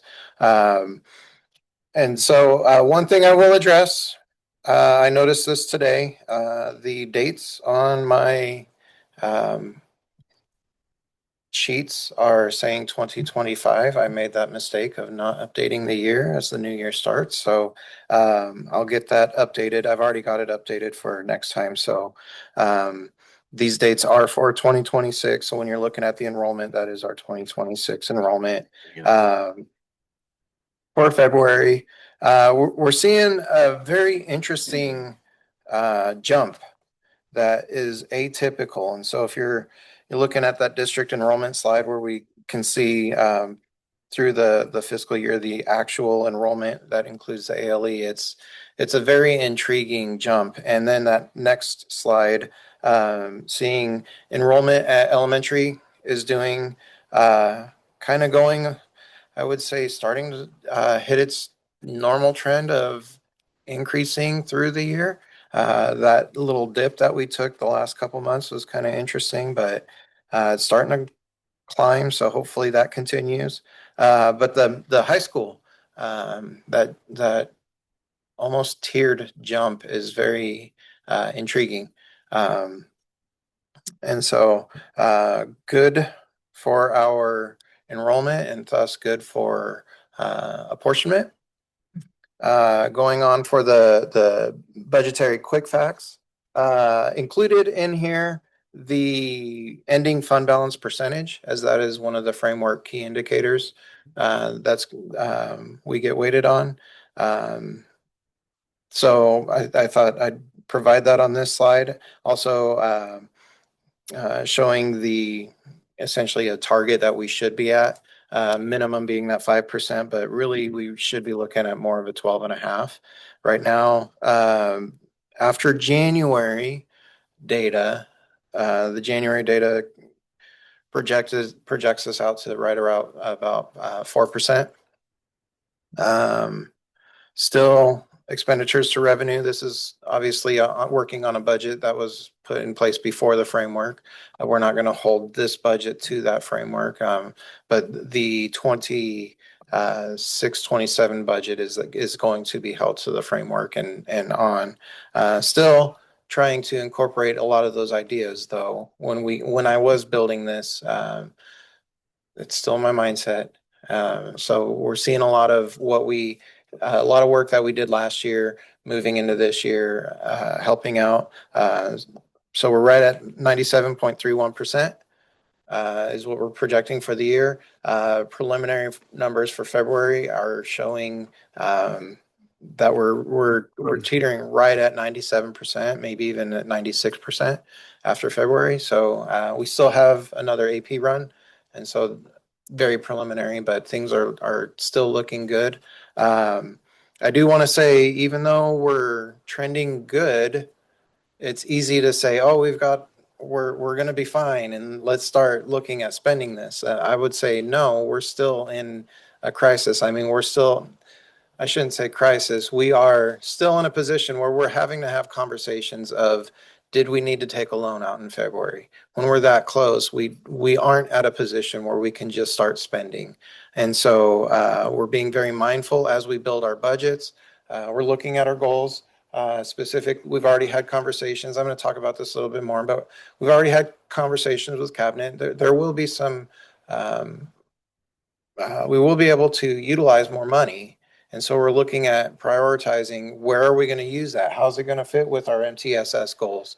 And some of the goals that the students brought up in the comments relate directly to our MTSS services, multi-tiered support services for students and student growth. And so looking at how we're going to prioritize utilizing our money as we get healthier, we are going to be able to spend more and still build our fund balance, but we aren't out of it yet.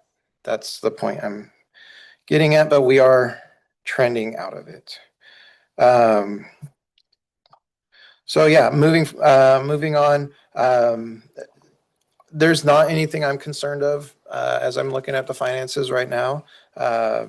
Obviously, like I just said, we are pulling out of it. I included a sheet that is specific to the framework.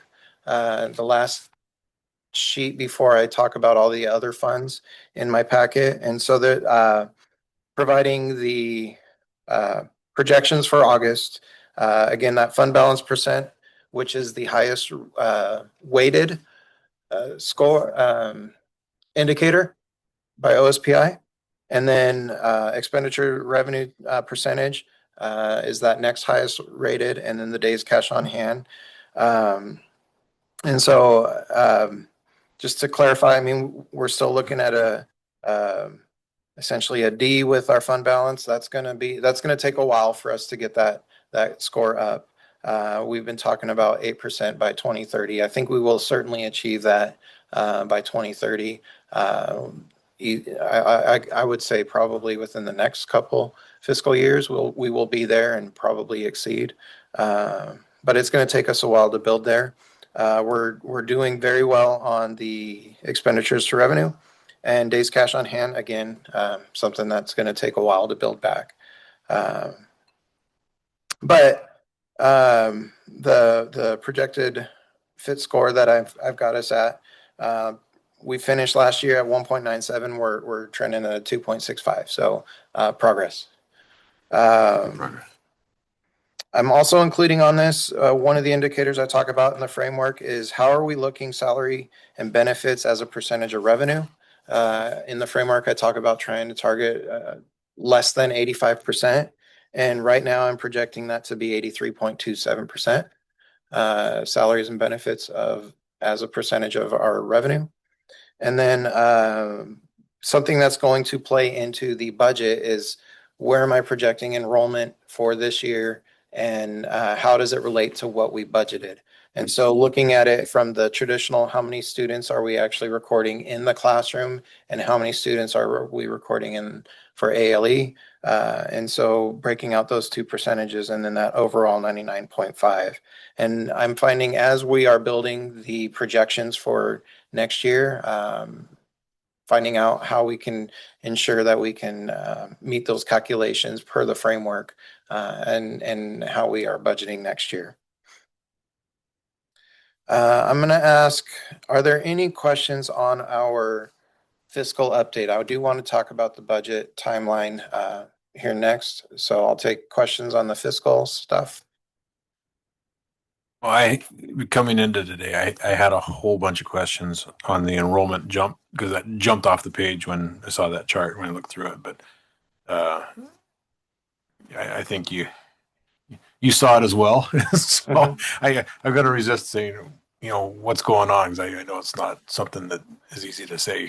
We know what's going on with that. But I did have questions on that. I'm ready for the budget timeline part of it myself. Anything, Bonnie? No. I like the way it's presented. I like the results that you're getting. I think this, especially the fiscal framework health indicators, we should have this as a slide somewhere, so that when Katie Anderson's watching it, she can see it as well. Sure. You're doing a good job. So I guess along those lines, we are going to be, BJ Shauna and I are working on getting this information onto the website, and that way it's always accessible.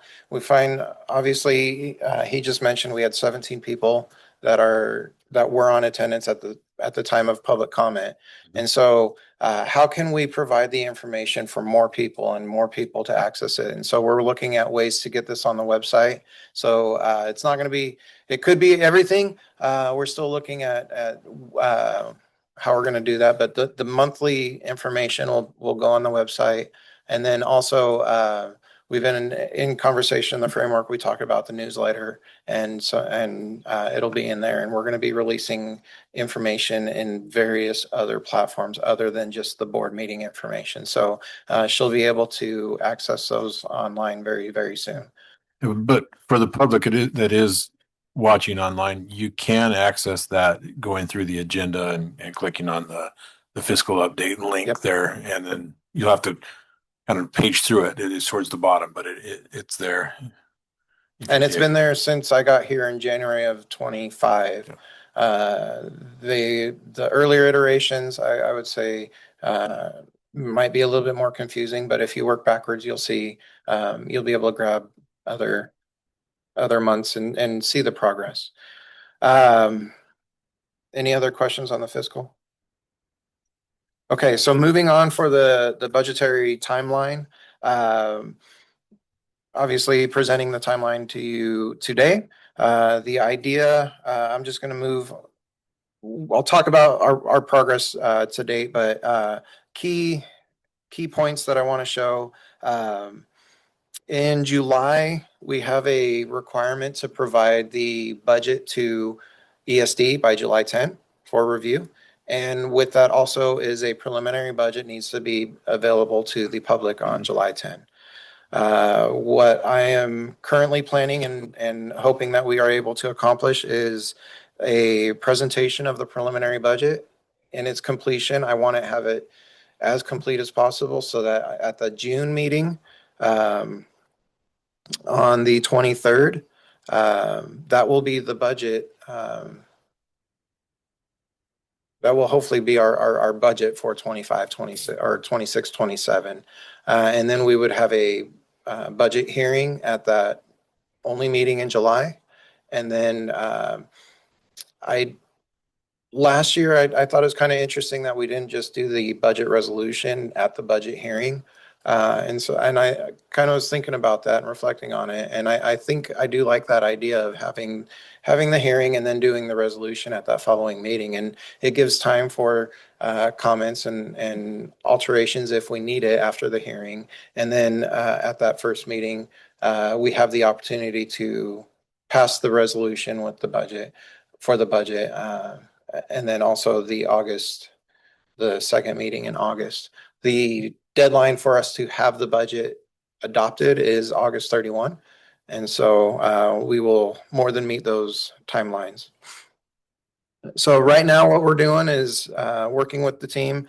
I've already been meeting with Brian and Tori and our cabinet to have those discussions about enrollment and what we're going to be budgeting for next year. And then with that information, working with our HR to figure out how we're going to staff the buildings. Again, we're still working on budgeted enrollment, but we're already having the conversations, already starting to schedule our meetings for working on scheduling those meetings for staffing for next year.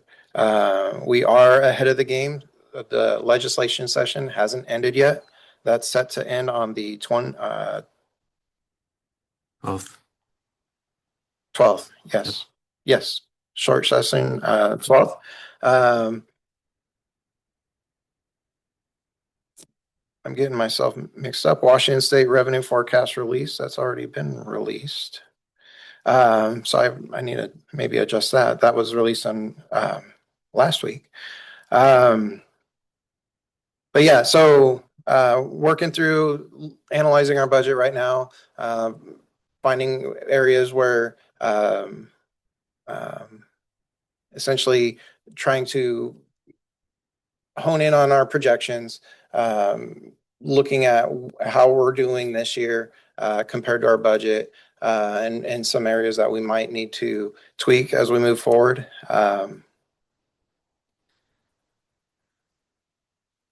March, we're going to have departments need to have their budgets turned into us. And then in April, we're going to have the building budgets turned into us. And then May, the ASB students have their budgets completed and turned into us. And so we should have all of those, the smaller funds, we should be able to budget and have all those completed in May. The smaller funds being the capital projects, debt service, ASB, and transportation vehicle fund. Some of those are really easy and can be completed within hours. Maybe we could get all of those done within a week. General fund obviously is the one that always takes the longest. So yeah, with that, I will open up questions for the budgetary timeline. Anything? Okay, I do. So working with Katrina and Jill, we need to build there should be a series of board meetings where we talk about and structured like through March, April, May. I would prefer July be pay bills only instead of a hearing. We're not going to get people to show up in July for a public hearing. August might be better, or June. It depends on, I don't know your workload, if you can move it up one meeting so that we're having that hearing in June. But July, administrators are on vacation and board members are on vacation, and a lot of people, anyone who would comment pretty much isn't going to be around. So I'll say moving it moving it up. What I'm hoping to find is consistency. Short session, we could absolutely move it up. If there's a long session, especially with the way that revenue has been kind of interesting at the state level, we could see long sessions going into extended sessions, which pushes out our revenue forecasting abilities, which means then those long session years, we would be probably needing to do, we could make a July work in a long session, probably not so much a June. And so that was one of the reasons why I was thinking July. The other reason is Cynthia and I do a lot of work with the budget, and all those other administrators are taking vacation. And if we could have the hearing in July, have it passed in August, then that leaves the opportunity for those vacations for her and I as well. That's the thinking on that timeline. We can absolutely make adjustments though, if That's something what we the think we board's need to talk about. Yeah, let's talk about calendar it out. Yep. Yeah. Yep. Other than that, this is the right. I mean, we've done this before. We'll be done by August 31. Anything else? Chapter. Yeah. Yes, I agree. Thank you. All right, we have Mr. Gosney back. That's good. Community Facilities Task Force.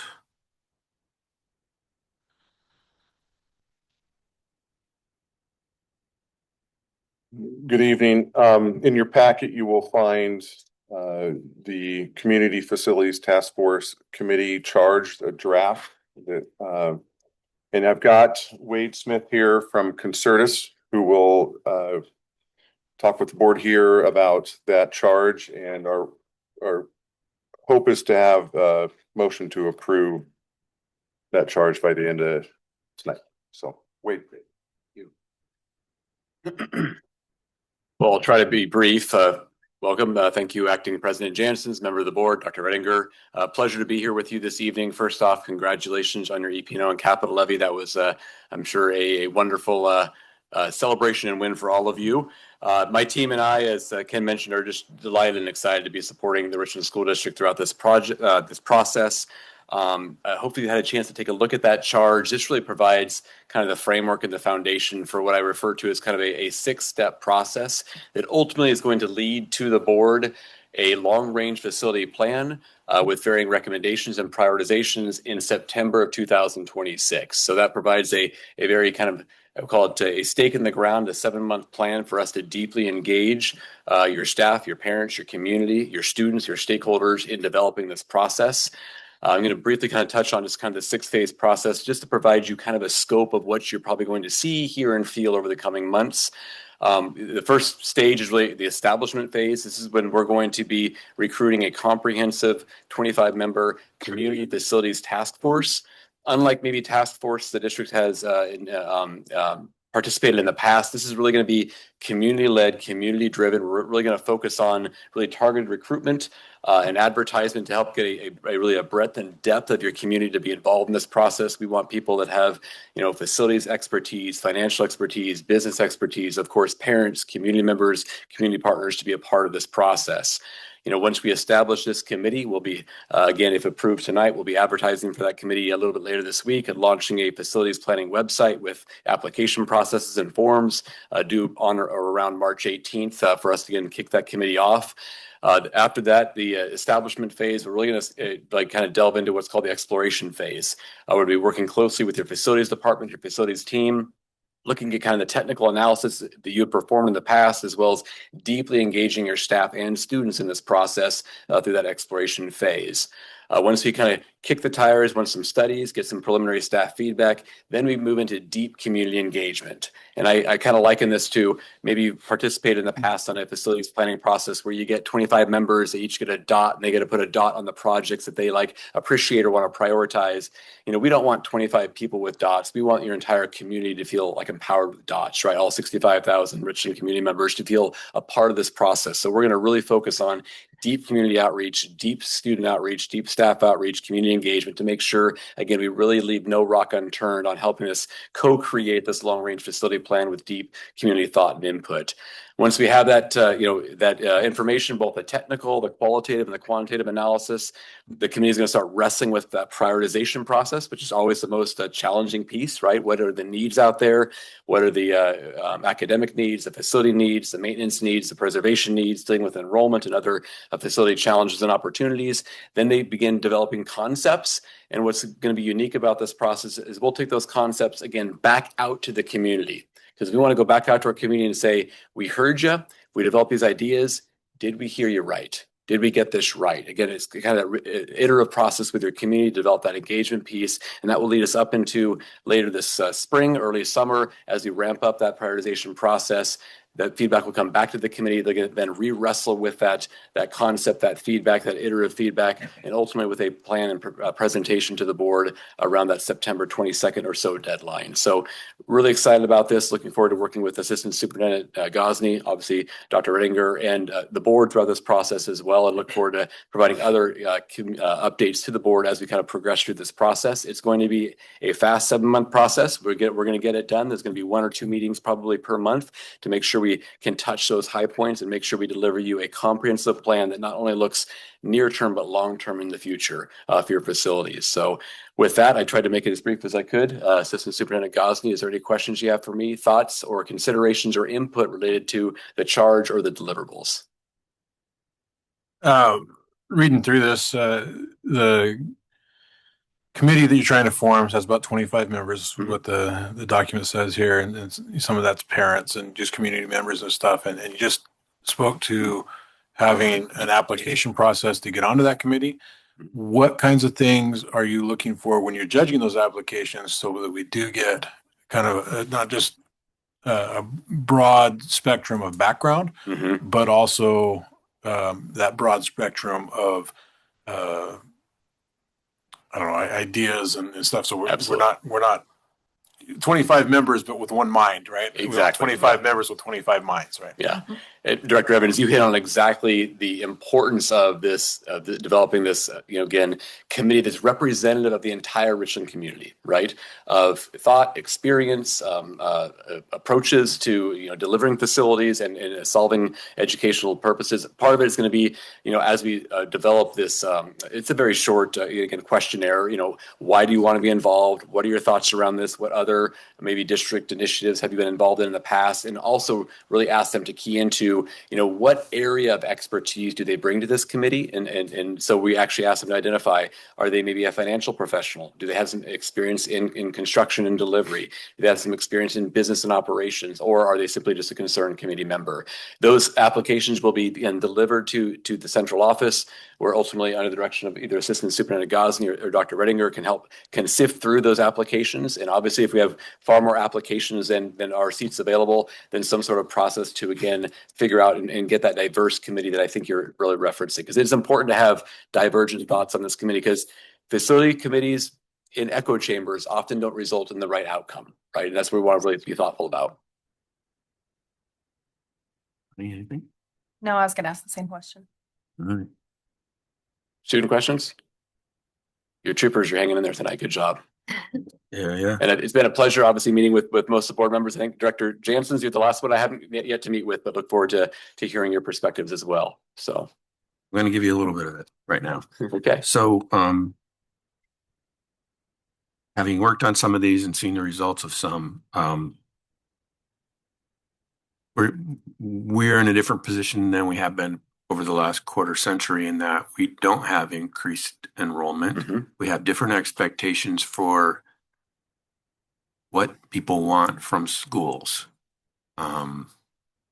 Chelsea Beck was on the board and had a millennial view of what schools are like, shared by my kids, who now have a bunch of grandkids now. And it's different than what I expected from schools. How do we build change into our expectations, especially for, in the committee charge, the third bullet says prioritize teaching and learning needs, and the fourth is address current and projected student population and program needs. Mm-hmm. Population and program needs, population is going to depend on what the programs are. How do we feed that into the committee so that we don't have groupthink of this is what an elementary school looks like, this is what a middle school looks like, and this is what a high school looks like? Great question. Couple of the solutions that have been very successful as I've been working with districts here the last 6 months, the key is making sure we have, not only bring the data and research, but have best practice on facility design. And we've got some great literature on through A4LE and other organizations about what best practice looks like from a flexible learning space. As you heard your director of business services talk about, the changing and adapting needs for ALE student delivery. How does that education look very different than the traditional bricks and mortar 7-period day, 5-day week schedule? So making sure we're bringing that best practice literature, but also deeply engaging your staff, right? And really sitting down with staff focus groups and saying, what's working for you now?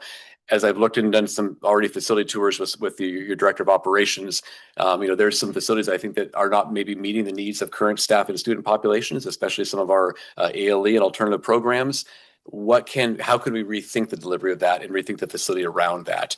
But I think some of the things that come out in my mind that are key is adaptable. I mean, we obviously want to build classrooms for today and tomorrow. So how can we think adaptable long term?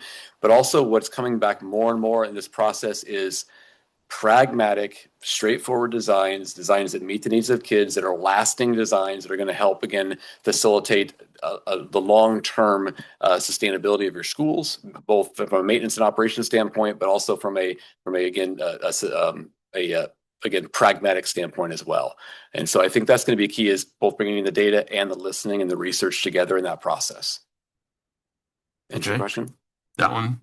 Okay. Yeah. What else you got? We can talk more. Okay. And the second part, where feasible, appropriate, the third and fourth bullets. Yep. Consider and incorporate alternatives to facility construction. Mm-hmm. That's really good. And the next one, partner with local organizations to capitalize on cooperative spaces and needs. Also very good. That's going to take outside the box thinking as well. Absolutely. But I liked especially. Yeah, we got some great models like what Spokane Schools just led, with that shared approach. I think that's really generating a lot of people going, I wonder if they're on to something here about that shared space use. And especially as most of our communities are aging and graying with less kids in school across the board, these are our community schools, right? And so they serve both our kids and our community. How can we capitalize on that resource? And so I think there's some real intriguing ways we're going to hopefully probe this committee into thinking outside the box a little bit to make sure, again, when they come to you in September, we've left no rock unturned. We've looked at community resources. We've looked at collaboration. We've looked at shared spaces, predictability, long-term longevity. All those sort of things are going to be, again, turned over for you. So the data's there, the research there, and the recommendations are there for you to make an informed long-term decision for the district. Right. Anything else from anyone? Thanks, Wade. All right, thank you. You want a motion for approval of the Community Facilities Task Force Committee charge, is that right? Yes. Any other discussion? Oh, I was going Right. to make a motion. Go. I make a motion, we approve this community facilities task force charge. All right, second. I'll second. Very good. Any further discussion? If not, we are voting. Yes. Yes. Yes. Yes, Yes. and thank you. All right, thank you. Okay, thanks. Safe travels, Wade. We're to policy 3115, students experiencing homelessness, enrollment rights and services. Hey. Yep. Hello. All right. Open for discussion. Anything, either one of you?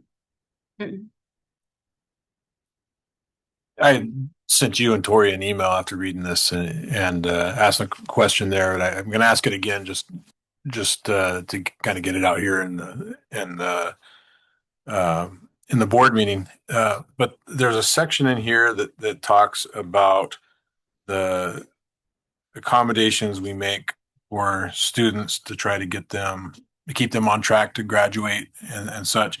And my question after reading through that, because it seemed very reasonable, I said, well, how is that different than how we do for any transfer of a student into the district? So I just wanted to ask that here for everybody kind of hear that. Yeah, and so Tori had mentioned, so facilitating on-time grade level progression. So Tori had mentioned that it is the same for all of our students that transfer in. It follows that same process. This for McKinney-Vento is just in law, so we make sure that we have that, but that is the same practice as Tori mentioned for all students who transfer in. Yep. And that was the only question I had through it. So, all right. I know we do policies first and then the procedures. This one, though, kicks us to procedures for some of the definitions. The one that I had questions, what's substandard housing? Substandard. Let me pull up the procedure here. Do you have the procedure already? We do, because we have a procedure and we just kick the policy, like those policies into procedure. Okay, so it's what's redlined here then just was moved to the procedure. Yes. Okay. That's how WASDA had it, and that was the only reason why we moved it there.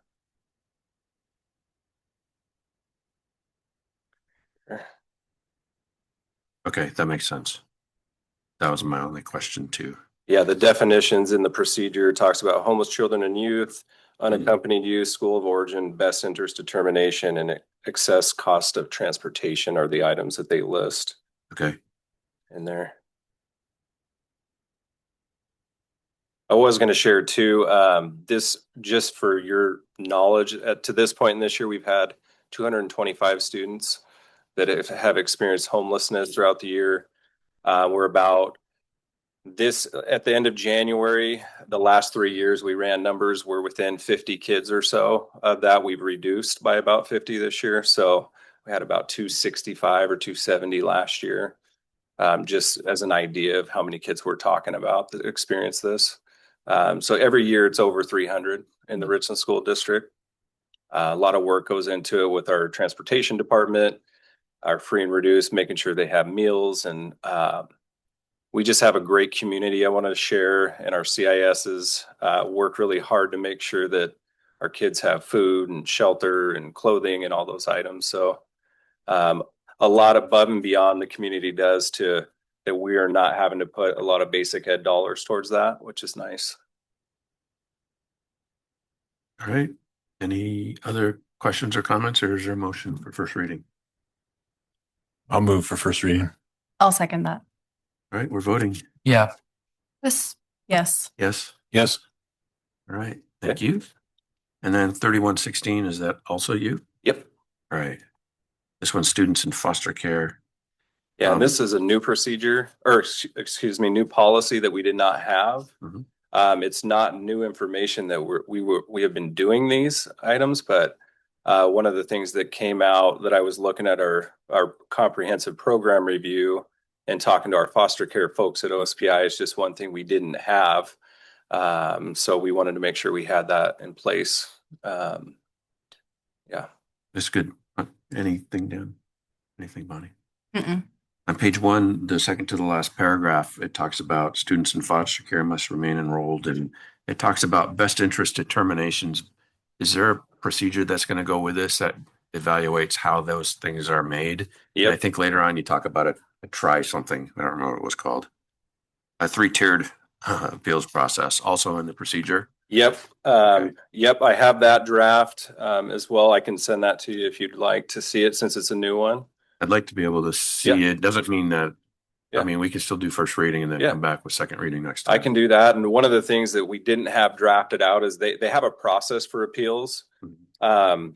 It's hopefully something we'll never have to do talking through OSPI, but I worked with them and I've created an appeal process in the documents that are in addition to the procedure, but it aligns to it, but I'll send that to you. Does WASDA provide procedures for implementing these things as well when they do it? Yeah. Okay. Yeah. So we're lockstep with them. All right. Yeah. And then the other question is, it's on page 2. It says if the school districts are unable to agree upon an apportionment method, and this is if they're in one district and move to another district, and the responsibility and cost for transportation shall be shared equally between the districts. Is that state law? Well, I don't want to say that. I know I'm almost positive it is. Okay. It's a protected piece. We also have an agreement with DCYF that we do. It's a 3-year term. That doesn't cost anything to us, but it's a shared expense, transportation, and even DCYF can be accountable at some points as well. What's DCYF? Department of Childhood, Youth, and Family Services. Yeah, I'm not, I'm like F. Where's the? I just can't imagine Family. where Pasco and we would like be disagreeing about this. Does that happen? And that's the thing with foster care. We typically don't, because essentially you have a best interest determination meeting with the school of origin. So if I'm in foster care and I move to Kennewick, this is typical between Kennewick and Pasco and Richland. My school of origin would be at one of our schools in Richland, and the neighborhood school is the one in Kennewick. And so I meet with the Kennewick foster liaison in our schools, coordinate meetings to determine what's the best interest of the kids. So DCYF is there, the guardian and all that. So we have to have that meeting to make sure that that's what's best for the kid. And a lot of times we'll have kids that move to East Kennewick, and it's like, that's 45 minutes to an hour on a bus. If you're a 6-year-old kid, is that in their best interest each way in the morning, getting up at 5:30 to catch a ride? So things that we that makes sense. If you could send the procedure before second reading, that'd be good. Any other comments from anyone? On the first line, the A got attached to the who instead of. There's a typo. Yeah, right. Where's that at? Right in the very first sentence, it says students who are. There you go. Yep. Thank you. We'll fix that too. All right. Anything else? Is there a motion for first reading for 3116? I will make a motion. First reading. I'll second. All right. Moved and seconded. Any further discussion? If not, we are voting. Yes. Yes. Yes. Yes. Yes. And thank you. Thanks. Nice job.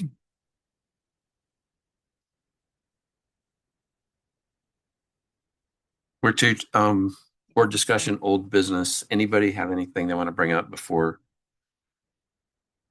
Did you have some kind of anything on your list that you were thinking we were talking about in here? Nope. Am I supposed to? No, I just thought. Okay, good. I just thought I saw some handwriting on there. Lots of writing over there, Rick. So maybe you have ideas. No, that's just so I don't forget things. Oh, got it. I had nothing else. I did want to say I did forget during the first part of this to acknowledge the tour of Carmichael, and apologize for that oversight, because it was a really good tour, and I enjoyed seeing the work in the classrooms and everything there, and then the presentation by the staff for us. Yeah, I forgot that also. I did really appreciate all the steps that they are making with behavior issues at Carmichael, and all those different colored papers that they have, that they're keeping track of everything. And that was a good tour. Yeah. The other thing I did want to say, just for everybody, is that as we go through the budgeting process, like that Travis had laid out the schedule there, I'd like to see or like to hear any input from the community. We've received, I think, maybe 2 emails. I've received maybe 2 emails from community members is all since the levy passed, saying, either I voted yes, but I'd like you to do such and such, or I don't know if I got one that said I voted no, and here's why. But as we get into the budgeting process, I think it's important to hear from the community, which services that they really value, and get that input. I know we've seen some stuff on the librarians, and earlier, with the cuts to like the Jazz 2 programs and things. Any of that community input that we can get, I think will help just to have it be involved. Yeah, and I was going to say, in regards to the levy, I know a lot of the things that we've been talking about, that the students were reporting about, the jazz concert, the play at Richland High School, the play at Hanford, Kiss Me Kate, that just happened recently, basketball, and all those things are the things that kids love and why they want to keep coming to school. I went to spring sports clearance night last night at Richland High School, and there are over 540 kids who are participating in a sport in the spring season. That's 540 kids that have to come to school every day, that have to pass their classes, that have to be accountable for those kinds of things, and in order to participate in the things that they want to do. So just another plug for those things that the state doesn't pay for. Even if we were perfect at budgeting, the state doesn't give us any money for those things. And that's what our community provides for our students. And so I appreciate that. And they all do too. So. Yeah, good words. Anything else for board discussion right now? All right, we're going to move to consent agenda. Does anyone want anything pulled, or is there a motion for the consent agenda?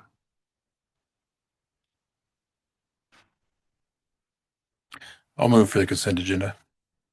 I will second. All right, we are then voting. Yeah. Yes. Yes. Yes. Yes. Consent agenda is approved. We have two agendas in front of us. One is March 10. And I didn't hear anything tonight. Anything that we should be adding to the agendas that anyone? On the 10th, because you just approved the school calendar, we won't need that on there. All right. On the 10th.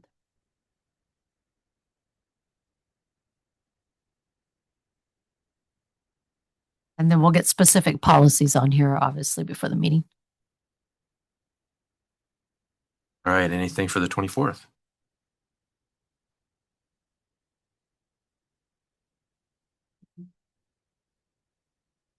Anything else for the good of the order? Nancy, it's 8:35 on February 24. This should be in the minutes. Yes. Your very last board meeting that you ever have to sit through. I appreciate all your work. Thank you. You're definitely going to be missed. I would think, yeah. And are you practicing? Does she have you practicing right now? Are you going to compare notes at the end? Okay. Nancy's been a great teacher. I'll bet.